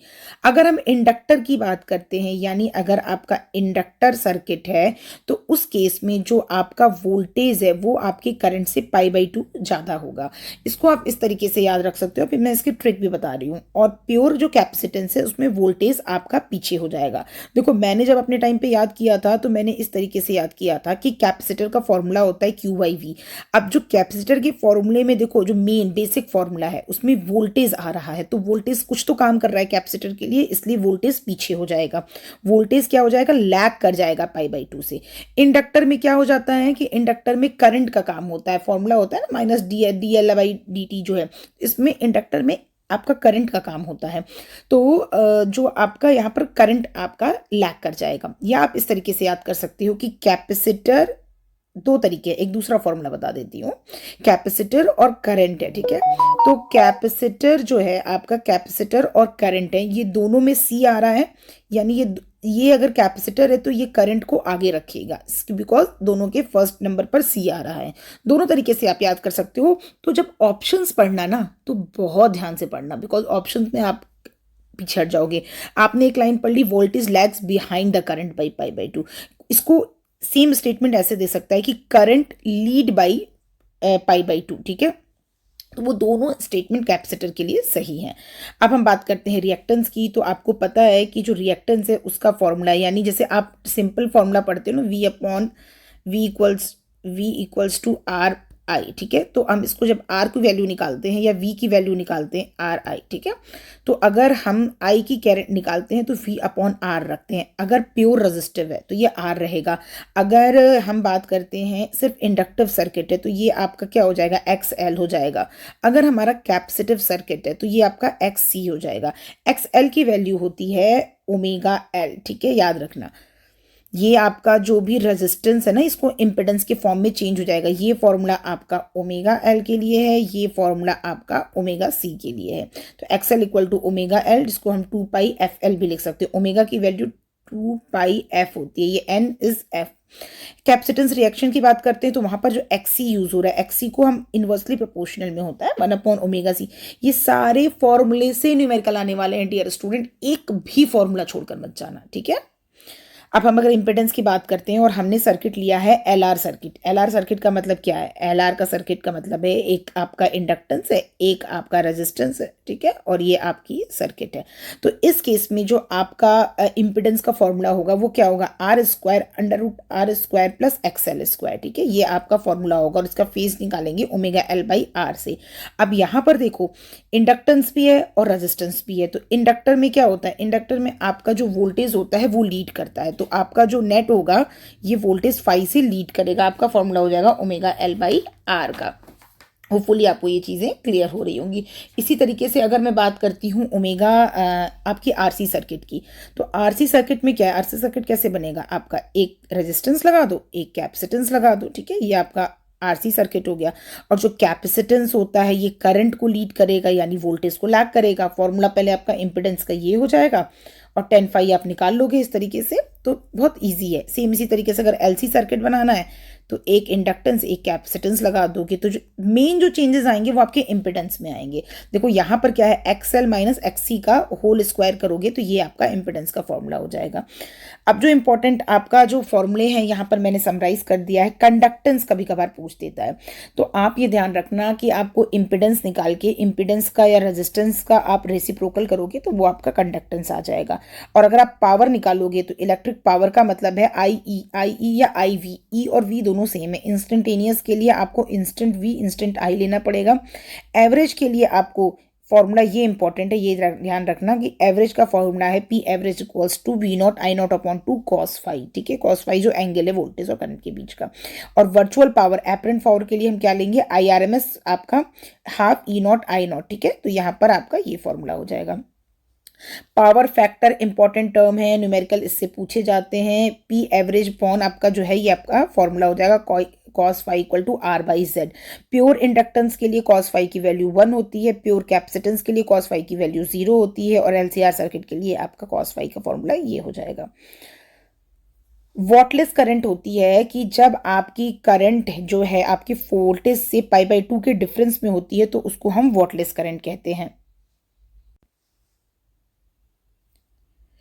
आपकी वॉटलेस करंट वो भी करंट होती है जिसमें आपकी पावर की वैल्यू 0 होती है, यानी जो आपकी वॉटलेस करंट जिस भी सर्किट में होंगी वहां पर आपका पावर कुछ भी कंज्यूम नहीं कर रहा होगा। बेसिक डिफरेंसेस को याद रखना, या तो आपकी करंट है और जो वोल्टेज है उसमें जो डिफरेंस आएगा वो आपका पाई/2 का आएगा। और एक कंडीशन और है कि जो आपकी पावर होगी वो 0 होगी।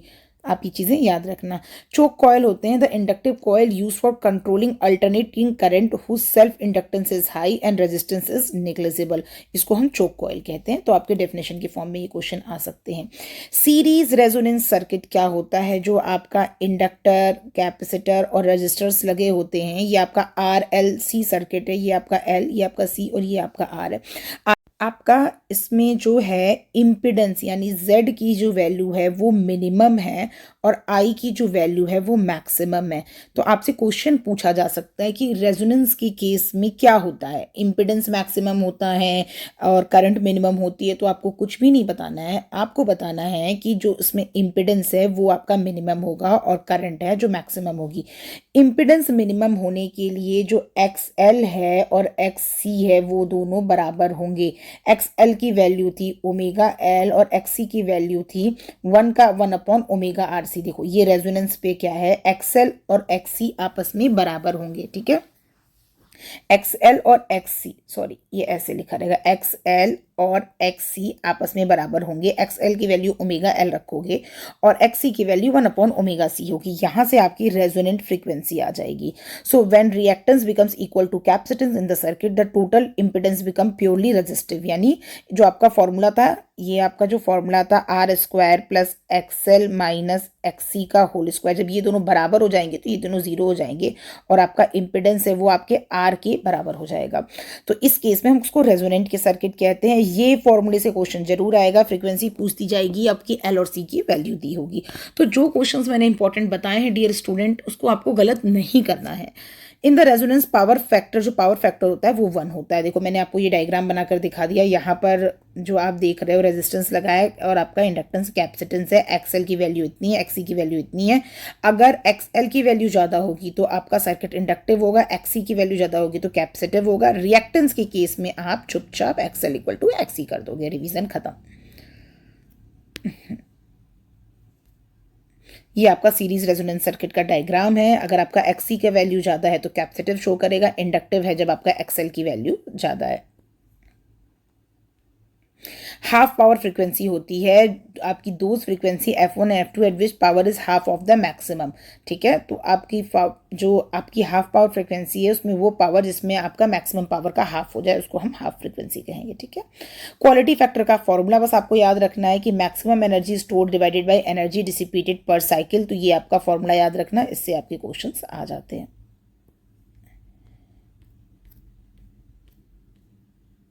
कुछ क्वेश्चंस देख लेते हैं जो आपकी बहुत इजी से पूछे गए थे। देख लो, ये आपका पिछले साल का क्वेश्चन है। Consider a circuit with resistance, inductor and capacitor connected in the series. यानी आपसे कह रहा है कि एक रेजिस्टर है, आपका एक इंडक्टर है और एक आपका कैपेसिटर है। ठीक है, ये आपका capacitor inductor connected in the series. The phase difference between the current and the alternating voltage at resonance. तो आपको पता है कि जब रेजोनेंस की हम बात करते हैं तो एक्सएल इक्वल टू एक्सी हो जाते हैं। ठीक है, यानी आपका जो इंपिडेंस है ये दोनों तो आपस में कैंसिल हो गए, तो जो आपका इंपिडेंस होता है वो रेजिस्टेंस के डायरेक्टली आपका इक्वल होता है। और जब रेजिस्टेंस का यानी रेजिस्टिव सर्किट का केस है तो उस केस में जो करंट और वोल्टेज है वो आपके सेम फेज में होते हैं, याद रखना।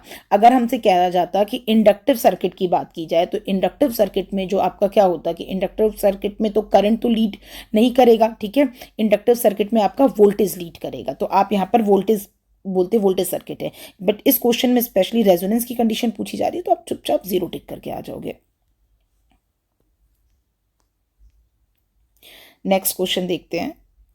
100 milli henry inductor connected to 157 volt 50 hertz AC source, the peak current of the value of the circuit.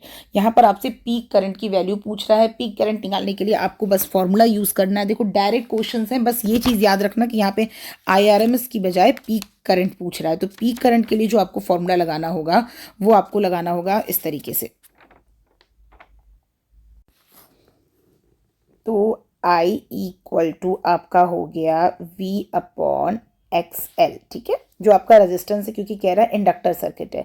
अब आपको V की वैल्यू दी हुई है 157 और XL की वैल्यू आप लिख सकते हो 2πfL।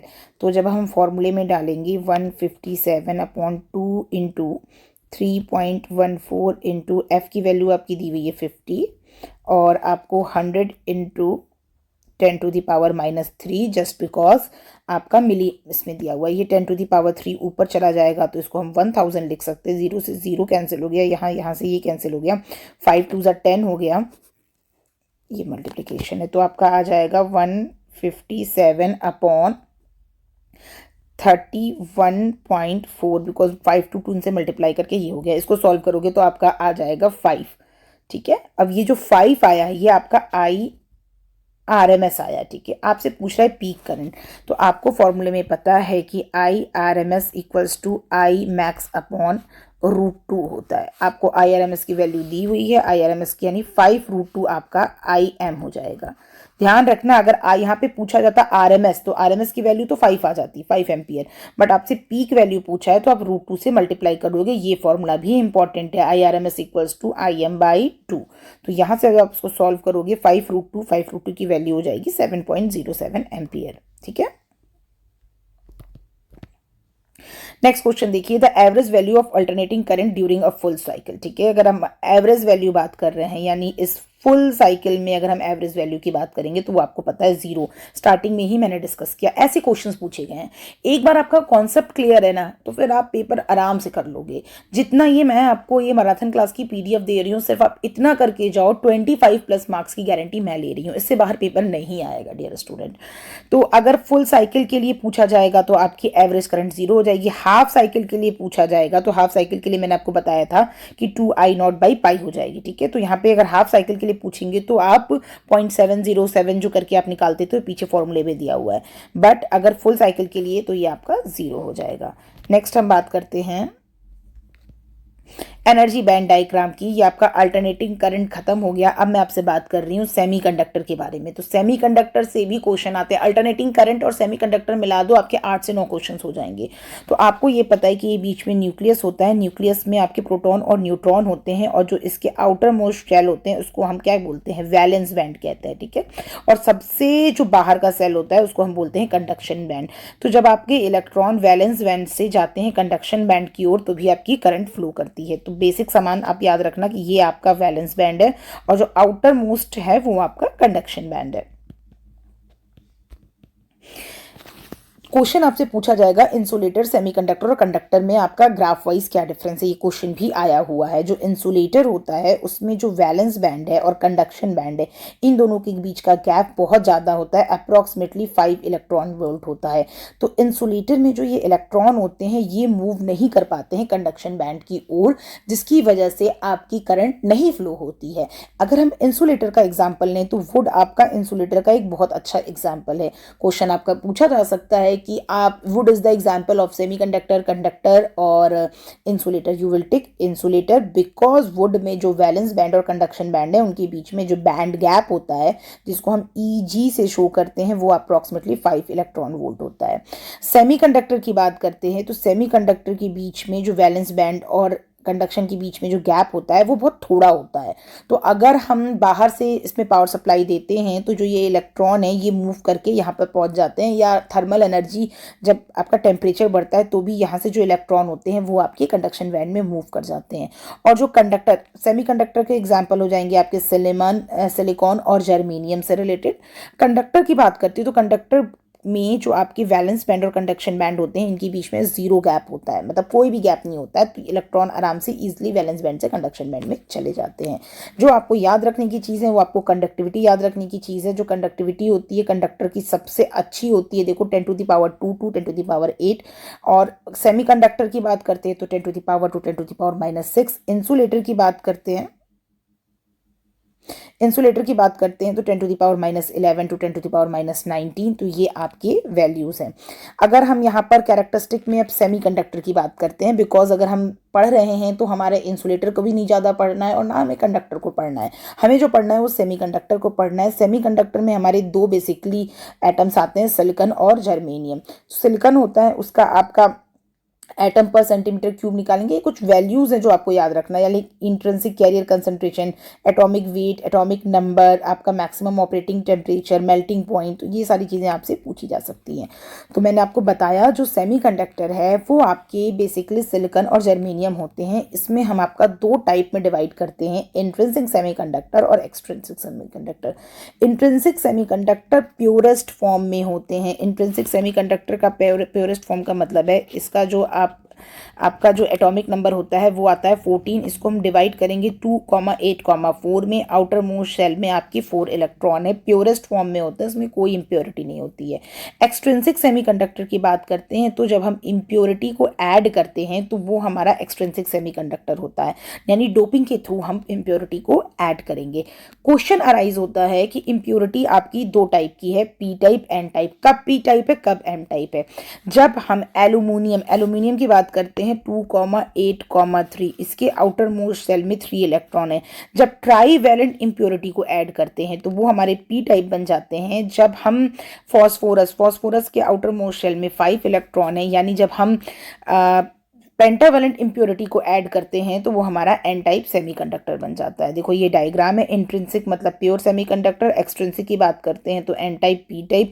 जो आपसे क्वेश्चन पूछा जाएगा कि phosphorus is a trivalent impurity और पेंटावेलेंट इम्प्योरिटी, तो you will say phosphorus is a pentavalent impurity because phosphorus के आउटर मोस्ट शेल में 5 इलेक्ट्रॉन है, 2,8,5। ठीक है, ये आप देख लो, ये इंट्रिंसिक है, ये प्योर है। अगर हम पी टाइप की बात करते हैं तो एक आपका पी यानी हम एन टाइप की बात कर रहे हैं, देखो सॉरी आप, अगर हम एन टाइप की बात कर रहे हैं, एन टाइप में हमने एक सिलिकॉन को रिप्लेस कर दिया है फॉस्फोरस से, तो फॉस्फोरस के आउटर सेल में 5 इलेक्ट्रॉन होते हैं, 4 इलेक्ट्रॉन पेयर कर लेंगे, एक इलेक्ट्रॉन फ्री हो जाएगा।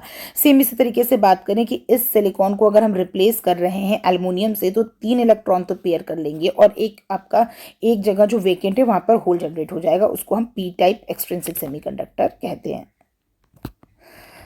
अब आपका फॉर्मूला, जो ये फॉर्मूला है याद रखना, इलेक्ट्रॉन का कंसंट्रेशन इनटू होल का कंसंट्रेशन इक्वल टू आपका इंट्रिंसिक कंसंट्रेशन का स्क्वायर हो जाता है। ये आपकी करंट की फॉर्मूले हैं। ट्रांजिस्टर के लिए देखा जाएगा तो बेस करंट और कलेक्टर करंट जो होती है वो आपकी एमीटर करंट होती है। यहाँ पर आपका एमीटर बेस कलेक्टर होते हैं, ये आपका एमीटर हो गया, बेस हो गया, कलेक्टर हो गया। ठीक है, तो जो आपका एमीटर होगा वो बेस और कलेक्टर करंट का सम होगा। और इसी नेक्स्ट क्वेश्चन की बात कर लेते हैं जो कि आपकी क्वेश्चंस पूछे गए हैं। Consider a conductor of a metal with non uniform cross section, the parameter that is constant. तो अगर हम बात करते हैं, फर्स्ट की बात करते हैं ड्रिफ्ट वेलोसिटी, तो जो आपकी करंट का फॉर्मूला होता है वो होता है NEAVD। VD is your drift velocity. तो यहाँ पर अगर हम बात करते हैं VD की फॉर्मूला निकालेंगे तो क्या हो जाएगा, I/NEA। ठीक है, NEA। ठीक है, तो यहाँ पर जो आपका ड्रिफ्ट वेलोसिटी है वो आपका एरिया पर डिपेंड कर रहा है, यानी नॉन यूनिफॉर्म क्रॉस सेक्शन पर डिपेंड कर रहा है, तो ये आंसर कैंसिल हो गया। करंट डेंसिटी की बात करते हैं तो J इक्वल्स टू I/A होता है, तो करंट डेंसिटी भी आपका एरिया पर डिपेंड कर रहा है और ये बोल रहा है नॉन यूनिफॉर्म क्रॉस सेक्शन, यानी एरिया चेंज हो रहा है, तो ये आंसर भी कैंसिल हो गया। ड्रिफ्ट स्पीड भी कैंसिल हो गया। जो आंसर होगा आपका करंट, करंट का फॉर्मूला होता है I/V/R। ठीक है, तो यहाँ पर आपका जो करंट है वो आपका वोल्टेज पर और रेजिस्टेंस पे डिपेंड कर रहा है, तो ये आपका ऑप्शन जो होगा वो सही होगा क्योंकि यहाँ पे एरिया की बात नहीं कर रहे हैं। Option 2 will be the right one. Next question देखो, the charge carrier in a P type semiconductor. अभी मैंने आपको बताया था पी टाइप सेमीकंडक्टर मतलब ट्राईवैलेंट इम्प्योरिटी। ट्राईवैलेंट इम्प्योरिटी मतलब नंबर ऑफ होल्स ज़्यादा होंगे। तो क्वेश्चन कह रहा है लार्ज नंबर ऑफ इलेक्ट्रॉन्स, नहीं भाई, लार्ज नंबर ऑफ इलेक्ट्रॉन्स किस में होते हैं, एन टाइप में। Large number of holes and small number of electron, only holes equal number of holes and electron.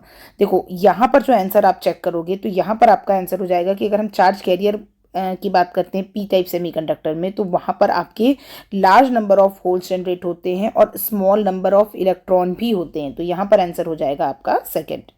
अगर आप इसका डायग्राम देखोगे तो अगर हमने एल्युमिनियम को रिप्लेस मतलब सिलिकॉन को रिप्लेस कर दिया था एल्युमिनियम से, यहाँ सिलिकॉन था, यहाँ सिलिकॉन था और यहाँ सिलिकॉन था। ठीक है, तो ये आपके एल्युमिनियम के 3 इलेक्ट्रॉन थे, 3 इलेक्ट्रॉन्स ने पेयर कर लिया और यहाँ पर एक होल जनरेट हुआ। ठीक है, तो यहाँ पे जब इस तरीके से आप बहुत सारे सिलिकॉन को देखोगे तो जहाँ पर आपका होल जनरेट हो रहा है तो पैरेलली साथ में आपका, अब जैसे अगर हमने यहाँ पर सारे देख लिए, यहाँ पर जो ये सिलिकॉन है, ये एल्युमिनियम जो है ये इस सिलिकॉन के साथ जब पेयरिंग करेगा तो यहाँ पर जो होल जनरेट हो रहा है तो होल्स तो लार्ज नंबर में होंगे बट स्मॉल नंबर में आपके कुछ इलेक्ट्रॉन्स भी जनरेट होंगे। ये बहुत एक बड़ा टॉपिक है समझाने के लिए। फिलहाल आप इतना समझना कि जब ये एक वैकेंसी यहाँ पर क्रिएट हुई यहाँ से बॉन्डिंग के टाइम पर, तो ये इस तरीके से जब ये बॉन्ड ब्रेक करेगा, ठीक है, एल्युमिनियम का ये बॉन्ड जब सिलिकॉन का जब यहाँ से जैसे ये होल जनरेट हुआ और यहाँ पर एक इलेक्ट्रॉन है तो यहाँ पर एक इलेक्ट्रॉन भी जनरेट होगा, फ्री हो जाएगा।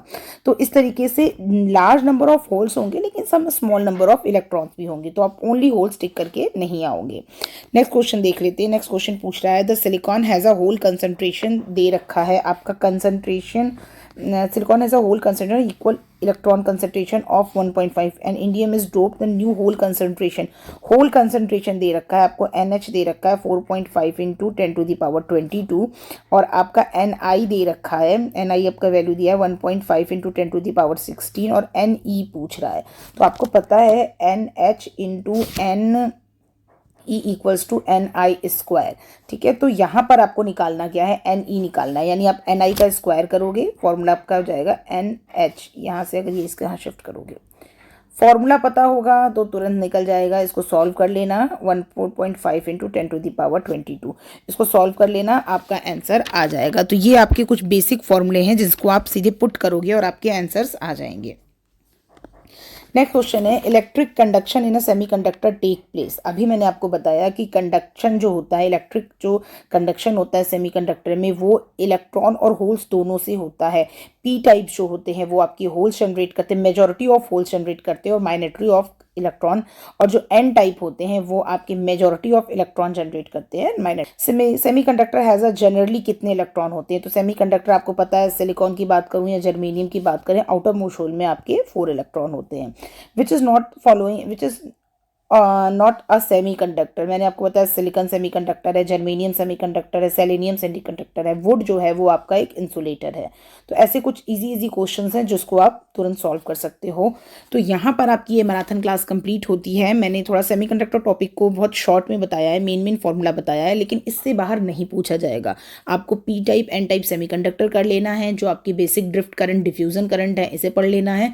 यहाँ से बाहर क्वेश्चन आपका नहीं आएगा। और जो आपके फॉर्मूले, 2 फॉर्मूला इंपॉर्टेंट है, NH इंटू NE/NI², ये फॉर्मूला कर लेना। और आपके जो करंट का फॉर्मूला है, ठीक है, NEAVD, जो ड्रिफ्ट करंट आपका फॉर्मूला है, ये दोनों फॉर्मूले के बाहर क्वेश्चन नहीं आएगा। तो अच्छे से आप इस मैराथन क्लास को ध्यान तक सुनने के लिए, लास्ट तक सुनने के लिए सो मच थैंक यू। मैं आपके प्रैक्टिस क्वेश्चंस लेकर आऊँगी, जो आपकी प्रैक्टिस क्वेश्चन आपकी हेल्प करेंगे आपकी कॉन्फिडेंस को बिल्ड करने के लिए। तो चैनल को सब्सक्राइब जरूर करना, बिकॉज ATC की प्रिपरेशन लास्ट 5 डेज तक आपके साथ लेकर जानी है। आपको कॉन्फिडेंस देना है कि आप ये एग्जाम निकाल सकते हो। Thank you.